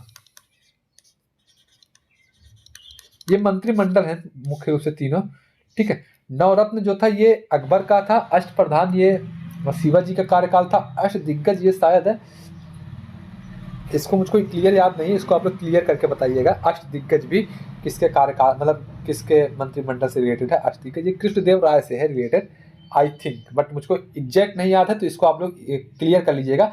नवरत्न अकबर है, अष्टप्रधान शिवाजी है, और अष्टदिग्गज जो है ये कृष्णदेव राय से रिलेटेड है। तो आप लोग इसको याद रखिएगा, क्वेश्चन बनता है यहाँ से, ठीक है मेरे भाई। नेक्स्ट क्वेश्चन की तरफ बढ़ते हैं। अगला क्वेश्चन है, फतेहपुर सीकरी में बुलंद दरवाजा का निर्माण किसने किया था? तो अकबर ने ही फतेहपुर सीकरी में बुलंद दरवाजा का निर्माण भी किया था। फतेहपुर सीकरी में अकबर ने ही बुलंद दरवाजा का निर्माण किया था, ठीक है। अकबर के ही का नवरत्नों में एक है टोडरमल। टोडरमल इंपॉर्टेंट है, बीरबल इंपॉर्टेंट है, बीरबल इंपॉर्टेंट है, टोडरमल इंपॉर्टेंट है, ये दोनों लोग काफी ज्यादा इंपॉर्टेंट है। और अकबर का मृत्यु होता है, और अकबर का मकबरा, अकबर का मकबरा जो है, अकबर का मकबरा ये आगरा में है, ठीक है। आगरा में एक जगह है सिकंदरा, सिकंदरा में अकबर का मकबरा है, और सिकंदरा में एक रेलवे का एग्जाम सेंटर भी है, वहां जाता है एग्जाम, ठीक है। मेरा एक बार गया था, तो इससे मुझे याद आया कि अकबर का जो मकबरा है वो आगरा में, क्योंकि मैं एग्जाम देने के बाद सिकंदरा वहां पर मैं गया था, घूमने गया था, ठीक है। तो इसको याद रखिएगा। अकबर का जो था मृत्यु जो थी वो आगरा में, मतलब उसका मकबरा सिकंदरा में हुई, मृत्यु जो थी 1605 में हुआ था, 1605 में हुआ था। इससे भी एक चीज बनता, देखो 1605 में अकबर की मृत्यु हुई है, जब कंपनी जो थी east India company, EIC, east India company जो थी, जो परमिशन पास किया था ईस्ट इंडिया कंपनी, क्योंकि स्थापना 1600 में होता है, जो परमिशन पास करने के लिए यहाँ पे आया था, क्या नाम था इसका, वो तो परमिशन 1600 में अकबर से लिया था, बट जब कंपनी यहाँ पर आती है, कंपनी आती है, तो उस टाइम यहाँ पर जो था शासक किसका, कौन शासक हो गया था अकबर के बाद? जहांगीर।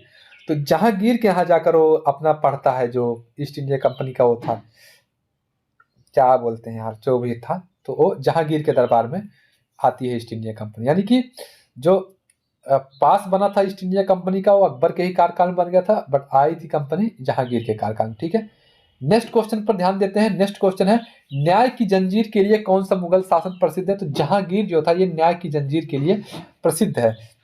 एक न्याय की जंजीर से रिलेटेड था, इल्तुतमिश ने भी न्याय की जंजीर था, क्या था, कुछ ऐसे था, जो उसी से रजिया सुल्तान शासक बनती है अपने भाई को हटाकर, क्योंकि उसका भाई सही नहीं था, तो उस वहीं पर जाती है, गुहार लगाती है, फिर उसके बाद उसको शासक बनाया जाता है। बट यहाँ न्याय की जंजीर की बात है, तो ये जहांगीर से रिलेटेड है न्याय की जंजीर। और जहांगीर का नाम सलीम है, वास्तविक नाम इसका।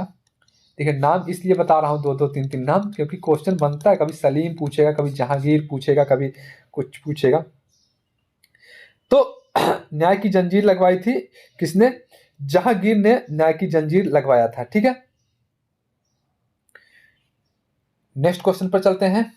अगला क्वेश्चन, थोड़ा सा स्पीड बढ़ाएंगे अब, क्योंकि सोच रहा हूँ कि 1.5 घंटे से ज़्यादा क्लास न करूँ, लगभग 70 मिनट के आसपास हो गया, ठीक है। नेक्स्ट क्वेश्चन है, चित्रकला का स्वर्ण काल किस काल को कहा जाता है? चित्रकला का स्वर्ण काल किसको कहा जाता है? तो जहांगीर के काल को चित्रकला का स्वर्ण काल कहा जाता है। ये क्वेश्चन कई बार बना है, वेरी वेरी इंपॉर्टेंट क्वेश्चन है, इंपॉर्टेंट है ये वाला क्वेश्चन, इसको आप लोग याद रखिएगा। इंपॉर्टेंट इंपॉर्टेंट इंपॉर्टेंट है, चित्रकला का स्वर्ण काल किसको कहा जाता है? जहांगीर के कार्यकाल को कहा, क्योंकि जहांगीर के कार्यकाल में चित्रकला पर काफी सारे काम हुए थे, और इसके दरबार में भी काफी सारे चित्रकार थे। अबुल हसन का नाम आप लोगों ने सुना होगा, उस्ताद मंसूर का नाम सुना होगा, तो ये लोग कुछ थे जो इसके बिशन दास का नाम सुना होगा। तो ये सब जो थे ये जहांगीर के यहाँ संरक्षण प्राप्त थे, चित्रकार थे। तो काफी ज्यादा इंपॉर्टेंट है जहांगीर चित्रकला की दृष्टि से, क्योंकि चित्रकला का इसको स्वर्णकाल भी इसके कार्यकाल को माना जाता है, ठीक है। नेक्स्ट क्वेश्चन है, स्थापत्य कला का स्वर्णकाल किसे कहा जाता है? तो स्थापत्य काल स्वर्णकाल किसे कहा जाता? तो शाहजहां का जो कार्यकाल था उसको स्थापत्य कला का स्वर्ण काल कहा। देखिए, चित्रकला का स्वर्ण काल जहांगीर को, वहीं स्थापत्य कला का किसको? शाहजहां को। और शाहजहां ने ही आगरा का ताजमहल, कई बार कई वीडियो में बता चुका, सबको पता है, वैसे बताना कोई है नहीं, ताजमहल का निर्माण भी शाहजहां ने करवाया था। और आगे बढ़ते हैं, नेक्स्ट क्वेश्चन है, जिंदा पीर किसे कहा जाता है? जिंदा पीर किसे कहा जाता है? तो औरंगजेब को कहा जाता है जिंदा पीर। किसको कहा जाता है? औरंगजेब को जिंदा पीर कहा जाता है। औरंगजेब के ही पुत्र थे, 4 पुत्र थे इसके, मुअज्जम करके ऐसे ऐसे थे। तो उन लोगों के मतलब औरंगजेब की मृत्यु के बाद तो उनमें जो गद्दियों का बंटवारा होता है और अंत में जाकर जो मुगल काल, तो वहीं से उत्तरवर्ती औरंगजेब तक समझ लीजिए मुगल काल है।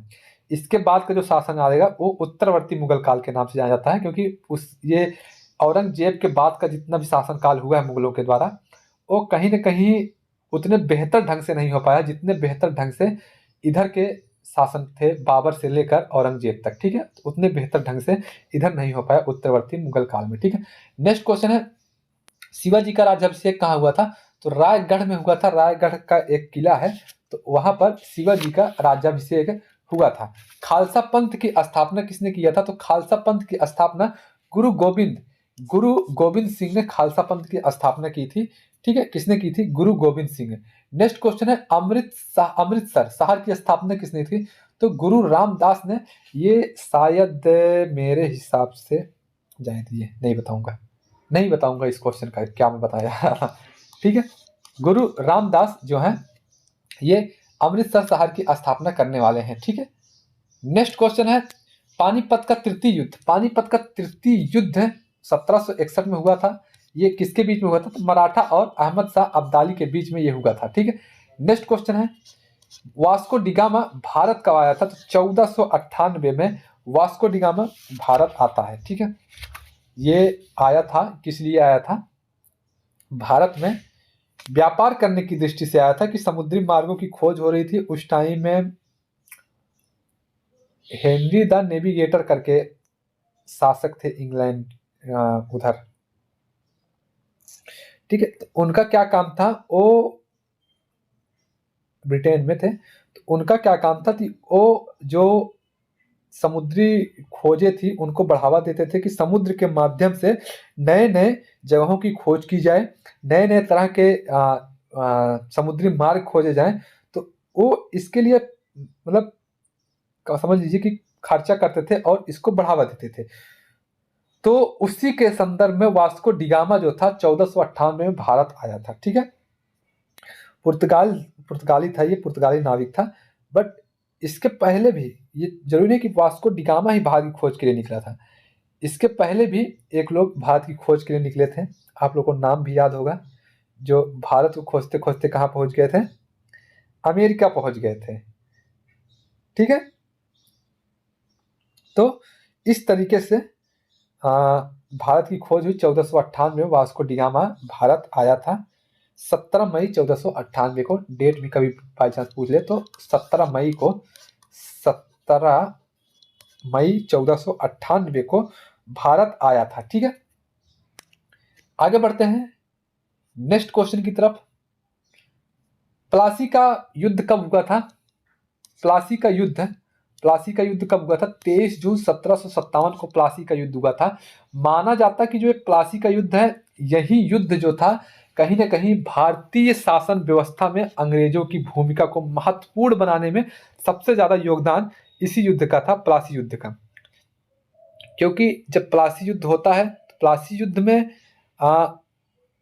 अंग्रेज जब जीत जाते हैं तो यहां से ये भारतीय शासन में हस्तक्षेप करने लगते हैं। ठीक है, और भारतीय शासन में क्या पड़ने लगता है? इन लोगों का गहरा प्रभाव देखने को मिलने लगता है प्लासी के युद्ध के बाद से। नेक्स्ट क्वेश्चन है, बक्सर का युद्ध 1764 में, डेट याद रखिएगा, बक्सर का युद्ध 1764 में होता है।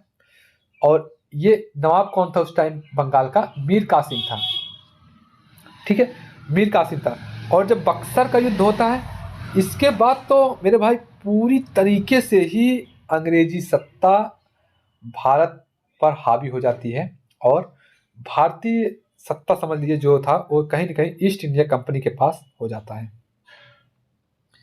ठीक है, आई होप आप लोगों को ये बात क्लियर हो गई होगी।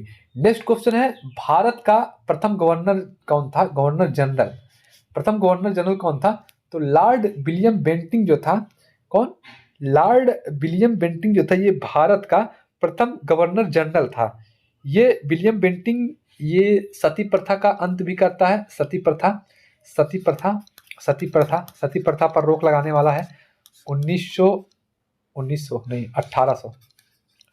1829 में राजा राम मोहन राय के साथ, ठीक है। शिशु बालिका हत्या पर भी ये रोक लगाता है।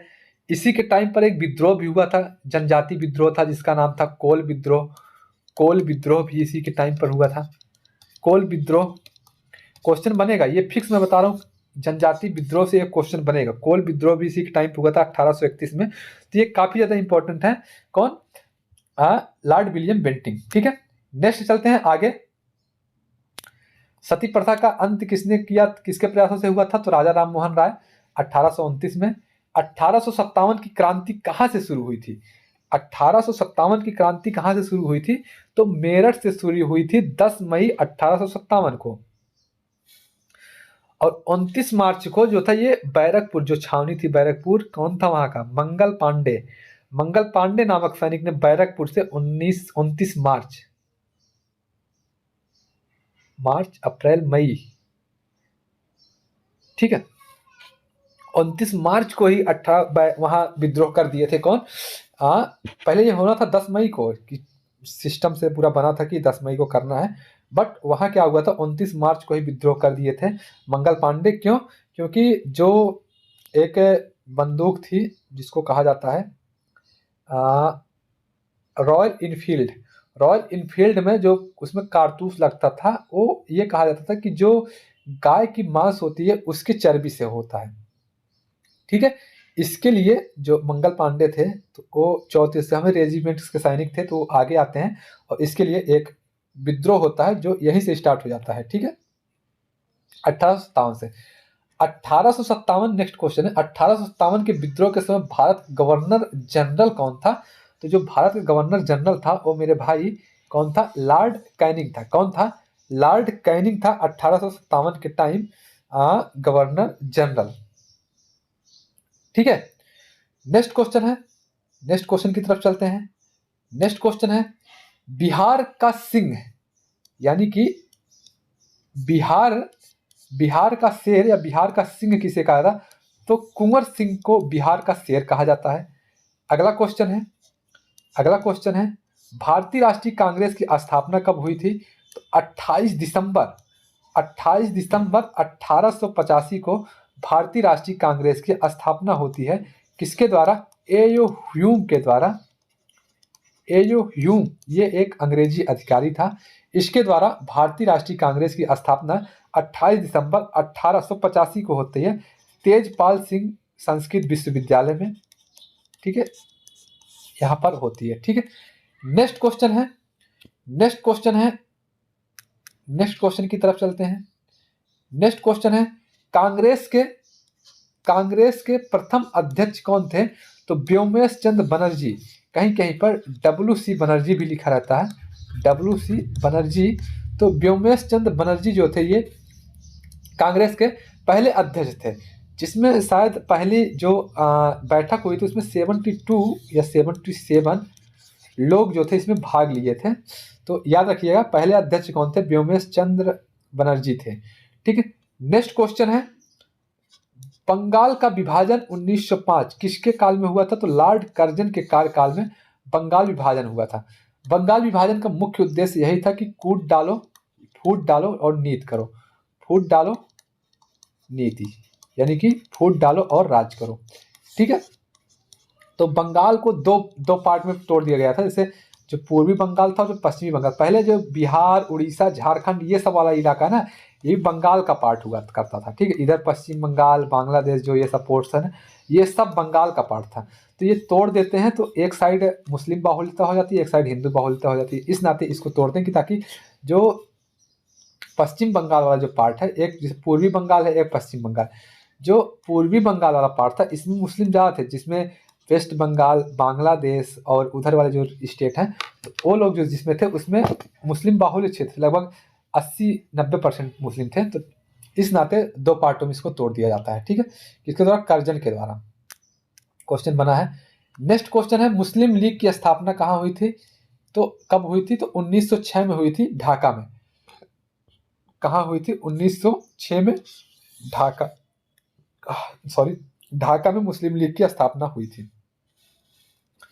आगा खां है, आगा खाना है,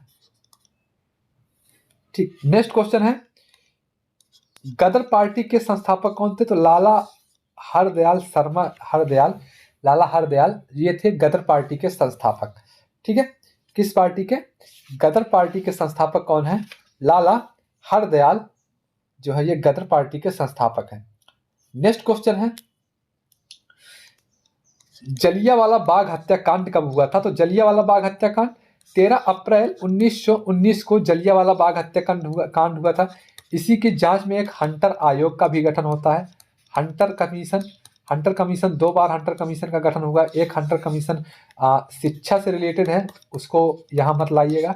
एक हंटर कमीशन ये था जो जलियांवाले बाग की जांच करने के लिए इसका करवाया गया था। इसमें एक डायर है, ओ डायर, शायद ओ डायर के द्वारा इसमें गोली चलवाई जाती है 13 अप्रैल 1919 को, जिसमें काफ़ी लोग घायल हो जाते हैं और काफ़ी लोगों की मृत्यु भी हो जाती है 13 अप्रैल 1919 को, ठीक है। तो ये क्या था? ये जलियांवाला बाग हत्याकांड था, ठीक है। नेक्स्ट क्वेश्चन की तरफ चलते हैं। नेक्स्ट क्वेश्चन है हमारा, असहयोग आंदोलन कब शुरू हुआ था? असहयोग आंदोलन कब शुरू हुआ था? नॉन कॉर्पोरेशन, क्या बोलते हैं इसको, 1920 में हुआ था असहयोग आंदोलन की शुरुआत, और 1922 में असहयोग आंदोलन को समाप्त भी कर दिया गया था। जब चौरी चौरा घटना होती, चौरी चौरा कांड होता है, एक पुलिस स्टेशन को ही असहयोग आंदोलन के दौरान जला दिया जाता है। तो गांधी जी की क्या नीति थी? अहिंसा परमो धर्म की, मतलब हम लोगों को हिंसा नहीं करना है, हम लोगों को किसी को मारना पीटना नहीं, हम लोगों को जलाना नहीं है, हम लोगों को सिर्फ असहयोग करना है। मतलब सभी तरह के असहयोग में क्या हुआ था कि विदेशी चीज़ों का लेना हम लोग छोड़ दिए थे, कोई भी चीज, मतलब कहने मतलब ब्रिटिश सरकार का सहयोग करना भारतीय बंद कर दिए थे। इसी को असहयोग आंदोलन कहा गया। तो इनका सिर्फ यही मुद्दा था कि हम लोग जो है झगड़ा लड़ाई नहीं करेंगे, किसी को अहिंसा के मार्ग पर रहेंगे, हिंसा नहीं करेंगे, तोड़ फोड़ नहीं करेंगे, ठीक है। तो उसी दौरान 1922 में होता है 4 फरवरी 1922, 4 फरवरी 1922 को चौरी चौरा कांड होता है। उस टाइम असहयोग आंदोलन को समाप्त कर दिया था, ठीक है। नेक्स्ट क्वेश्चन की तरफ बढ़ते हैं। अगला क्वेश्चन है, स्वराज पार्टी की स्थापना किसने की थी? तो चित्तरंजन दास और मोतीलाल नेहरू ने स्वराज पार्टी की स्थापना की थी, ठीक है, चित्तरंजन दास और मोतीलाल नेहरू। नेक्स्ट क्वेश्चन है, साइमन कमीशन भारत कब आया था? तो 1928 में साइमन कमीशन भारत आता है, और 1928 में ही एक वो होता था, क्या कहते हैं उसको, जो लाला लाजपत राय की ऊपर लाठियों की वर्षा होती है, और इसी दौरान इनकी मृत्यु भी हो जाती है लाला लाजपत राय की 1928 में, जब असहयोग आंदोलन आता है। 1928 में और क्या हुआ था ये भी आप लोग याद रखिएगा। 1928 में नेहरू रिपोर्ट भी लाया गया था नेहरू के द्वारा 1928 में ही, जिसको बाद में संविधान, जब आप संविधान निर्माण पढ़ेंगे उसमें इसका जिक्र हुआ है नेहरू रिपोर्ट का, ठीक है। यह हो गया। नेक्स्ट क्वेश्चन, स्वराज पार्टी का पूर्ण स्वराज का नारा कांग्रेस के किस अधिवेशन में हुआ था? तो जो लाहौर का अधिवेशन है 1929 का, इसमें पूर्ण स्वराज की स्थापना मांग हुई थी। और 1930 में जो पहला हुआ था, इसी में भी जो था 26 जनवरी 1930 को ये वाला हुआ था। तो इसमें पहली बार तिरंगे को ही फहराया गया था, और यहीं से जो 26 जनवरी को गणतंत्र मनाने की शुरुआत भी यहीं से हुई थी 1930 में, ठीक है। दांडी मार्च, नेक्स्ट क्वेश्चन है, दांडी मार्च की शुरुआत कब हुई थी? तो 12 मार्च 1930 को दांडी मार्च की शुरुआत हुई थी। क्या हुई थी? दांडी मार्च की शुरुआत हुई थी 12 मार्च 1930 को, और नेक्स्ट क्वेश्चन है गांधी इरविन समझौता। गांधी इरविन समझौता कब हुआ था? तो 1931 में गांधी इरविन समझौता होता है। 1931 में गांधी इरविन समझौते में क्या बात हुई थी कि जो कभी कभी एग्जैक्ट डेट पूछते हैं, एग्जैक्ट डेट याद रखिए, 5 मार्च को हुआ था, 5 मार्च 1931 को हुआ था गांधी इरविन समझौता। इसमें क्या था कि जो असहयोग आंदोलन के दौरान, सॉरी असहयोग नहीं, सविनय अवज्ञा आंदोलन के दौरान जिन कैदियों को पकड़ा गया था उनको रिहा करने की शर्त रखी गई थी कि उनको जो है रिहा कर दिया जाए। तो लगभग ये शर्त मान ली भी गई थी, बट जिसमें जो ये था भगत सिंह और ये लोग थे, इन लोगों का नाम मतलब नहीं था कि इन लोगों को भी रिहा किया जाए, क्योंकि ये लोग सविनय अवज्ञा आंदोलन के दौरान पकड़े गए थे, बट ये लोग असेंबली में बम फेंक दिए थे, इस नाते पकड़े गए थे। ठीक है, तो कुछ ऐसी चीजें थे, काफी लोग कहते भी थे जो गांधी इरविन समझौता हुआ था, अगर इसमें अगर गांधी जी चाहे होते तो ये नहीं हुआ होता, क्या नाम, भगत सिंह और सुखदेव और जो राम प्रसाद बिस्मिल, इन तीनों को फांसी नहीं हुआ होता। बट कोई नहीं, इतिहास क्या क्या कहता है। ठीक है, आगे बढ़ते हैं अगले क्वेश्चन की तरफ मेरे भाई। नेक्स्ट क्वेश्चन है दोस्तों, नेक्स्ट क्वेश्चन है करो या मरो का नारा किसने दिया था? तो जो महात्मा गांधी ने करो या मरो का नारा दिया था और भारत छोड़ो आंदोलन के दौरान दिया था, 1942 में यह आंदोलन हुआ था, भारत छोड़ो आंदोलन।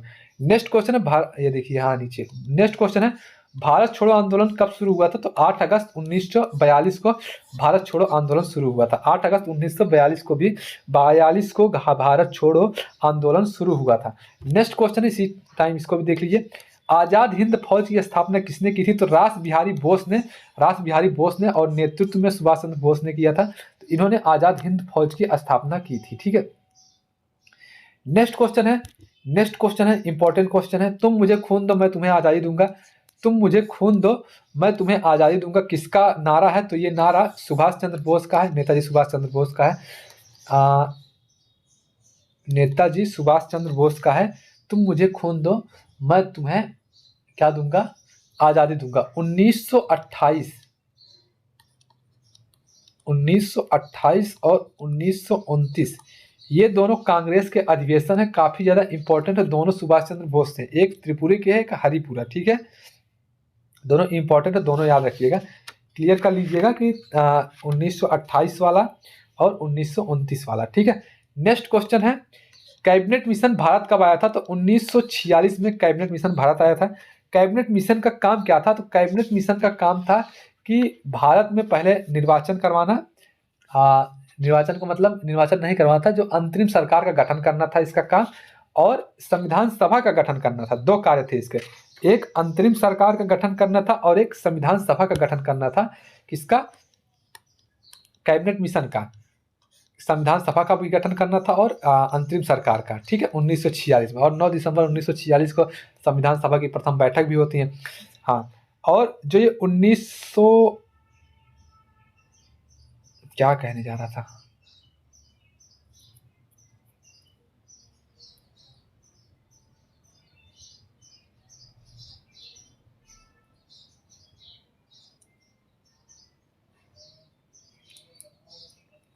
हाँ यार कहने ये जा रहा है जी, ये 1928-29 नहीं है, ये गलत है, ये गलत कर दिया, 1938 और 1939 है, तभी मैं सोचा। ठीक, 1938 और 1939 है। ये 1938 का जो था ये हरिपुरी में हुआ था और ये 1939 का ये त्रिपुरा में हुआ था। ठीक है, तो इसको याद रखिएगा। दोनों सुभाष चंद्र बोस इसके अध्यक्ष थे, चुने गए थे। एक में शायद एक में ये त्याग पत्र दे 1939 में त्याग पत्र दे दिए थे, दोनों सुभाष चंद्र बोस चुने गए थे। ठीक है, अगले क्वेश्चन की तरफ चलते हैं। अगला क्वेश्चन है स्वतंत्र भारत के प्रथम गवर्नर जनरल कौन थे? तो लॉर्ड माउंटबेटन जो है, लॉर्ड माउंटबेटन ये स्वतंत्र भारत के पहले गवर्नर जनरल हैं। ठीक है, अगला क्वेश्चन स्वतंत्र भारत के प्रथम भारतीय गवर्नर जनरल कौन है? प्रथम भारतीय की बात करें, प्रथम भारतीय तो सी राजगोपालाचारी जो है ये प्रथम भारतीय हो जाते हैं। अगला क्वेश्चन में दोस्तों अगला क्वेश्चन है लौह पुरुष किसे कहा था? तो सरदार वल्लभ भाई पटेल को लौह पुरुष कहा जाता है। ठीक है, लौह पुरुष कहा जाता। और इनको सरदार की उपाधि जो थी ये बारदौली सत्याग्रह, बारदौली सत्याग्रह के दौरान इनको दिया गया था, वहां की महिलाओं के द्वारा इनको सरदार की उपाधि दी गई थी। ठीक है, नेक्स्ट क्वेश्चन है, नेक्स्ट क्वेश्चन, आर्य समाज की स्थापना किसने की थी? स्वामी दयानंद जी ने आर्य समाज की स्थापना की थी।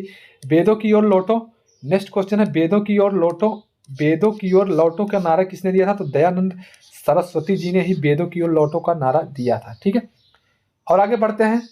अगला क्वेश्चन है ब्रह्म समाज की स्थापना किसने की थी? ब्रह्म समाज की स्थापना किसने की थी? तो राजा राम मोहन राय ने ब्रह्म समाज की स्थापना की थी। नेक्स्ट आता है कि रामकृष्ण मिशन की स्थापना किसने की थी? तो स्वामी विवेकानंद ने रामकृष्ण मिशन की स्थापना की थी। अगला क्वेश्चन है शिकागो धर्म सम्मेलन 1983, इंपॉर्टेंट है, डेट ये पूछता है, अभी एसएससी के एग्जाम में डेट पूछा गया था। ठीक है, शिकागो धर्म सम्मेलन कब हुआ था? 1993 में हुआ था। ठीक है, 83 और 93 में कंफ्यूजन होता है। 1993 में हुआ था। किसने भाग लिया था? स्वामी विवेकानंद जी ने भाग लिया था। काफी ज्यादा इंपॉर्टेंट है ये। ठीक है, नेक्स्ट चलते हैं आगे। केसरी और मराठा, केसरी और मराठा अखबार के संपादक कौन है? तो बाल गंगाधर तिलक जो है ये केसरी और मराठा अखबार के संपादक हैं।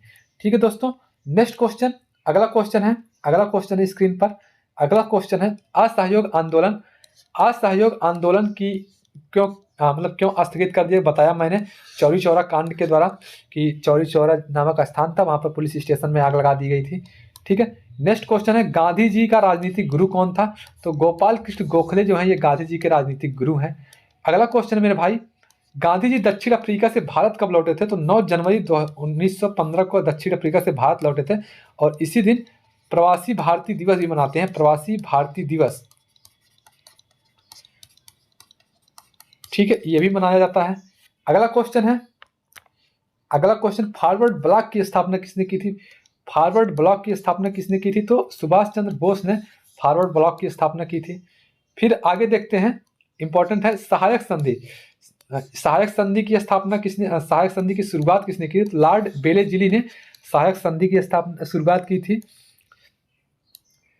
व्यक्तिगत सिद्धांत किसने लागू किया था? तो लॉर्ड डलहौजी ने, लॉर्ड डलहौजी ने व्यक्तिगत सिद्धांत स्टार्ट किया था। डलहौजी ने ट्रेन की, रेलवे की भी शुरुआत की थी। रेलवे की शुरुआत 1853 में, नीचे है देख लीजिए, 1853 में रेलवे की भी शुरुआत डलहौजी ने की थी। पहली रेलवे मुंबई से थाने तक ना, थाने से मुंबई या मुंबई से थाने, ठीक है, मुंबई, ठीक है, पहली रेल ये चली थी मुंबई से थाने। ठीक है, नेक्स्ट क्वेश्चन है स्थानीय स्वशासन का जनक किसे कहा जाता है? स्थानीय स्वशासन का जनक किसे कहा? तो लॉर्ड रिपन को स्थानीय स्वशासन का जनक कहा जाता है। रिपन को स्थानीय स्वशासन का जनक कहा जाता है। ठीक है, अगला क्वेश्चन है वर्नाकुलर प्रेस एक्ट, ये लॉर्ड छोड़िए, लिटन के कार्यकाल में हुआ था। किसके काल में? Lytton, vernacular press act. ठीक है, और नेक्स्ट क्वेश्चन है भारतीय स्वतंत्रता के समय ब्रिटेन के प्रधानमंत्री कौन थे? तो क्लेमेंट एटली जो थे ये भारतीय के समय इंग्लैंड के प्रधानमंत्री थे। ठीक है, तो आज इतना ही क्वेश्चन है। वीडियो अच्छा लगा होगा तो वीडियो को लाइक कीजिएगा। ठीक है, लाइक जरूर कीजिएगा। तो काफ़ी ज़्यादा मेहनत किया गया है वीडियो के माध्यम से। इस वीडियो के द्वारा आप लोगों का जो आरआरबी एनटीपीसी का CBT 1 और CBT 2 दोनों भी हो सकता है इससे, और आप लोग यूजी वाले हों या फिर ग्रेजुएट लेवल वाले हैं, अंडर ग्रेजुएट या फिर ग्रेजुएट लेवल, दोनों इसको देखिए, और मैं गारंटी ले रहा हूँ आप लोगों का एग्जाम अच्छे से ही जाएगा। यहाँ से इससे बाहर क्वेश्चन जीके जीएस में, हिस्ट्री से इससे बाहर क्वेश्चन नहीं आएगा। ठीक है, तो अगर मेहनत अच्छी लगी हो तो लाइक जरूर कीजिए और शेयर कीजिए दोस्तों, इतना ज़्यादा शेयर कीजिए, अपने सारे दोस्तों के पास इसको शेयर कीजिए, स्टेटस लगाइए अपने व्हाट्सएप पर, फेसबुक पर, सब जगह स्टेटस लगाइए। और जो लोग सब्सक्राइब नहीं किए चैनल को सब्सक्राइब जरूर कर दीजिएगा। ठीक है, मिलेंगे कल, और कल कोशिश करेंगे हम लोग जियोग्राफी से रिलेटेड जो भी क्वेश्चन बने हैं अब तक एग्जामों में उसको हम लोग कवर करेंगे। ठीक है दोस्तों, तब तक के लिए धन्यवाद, मिलते रहेंगे ऐसे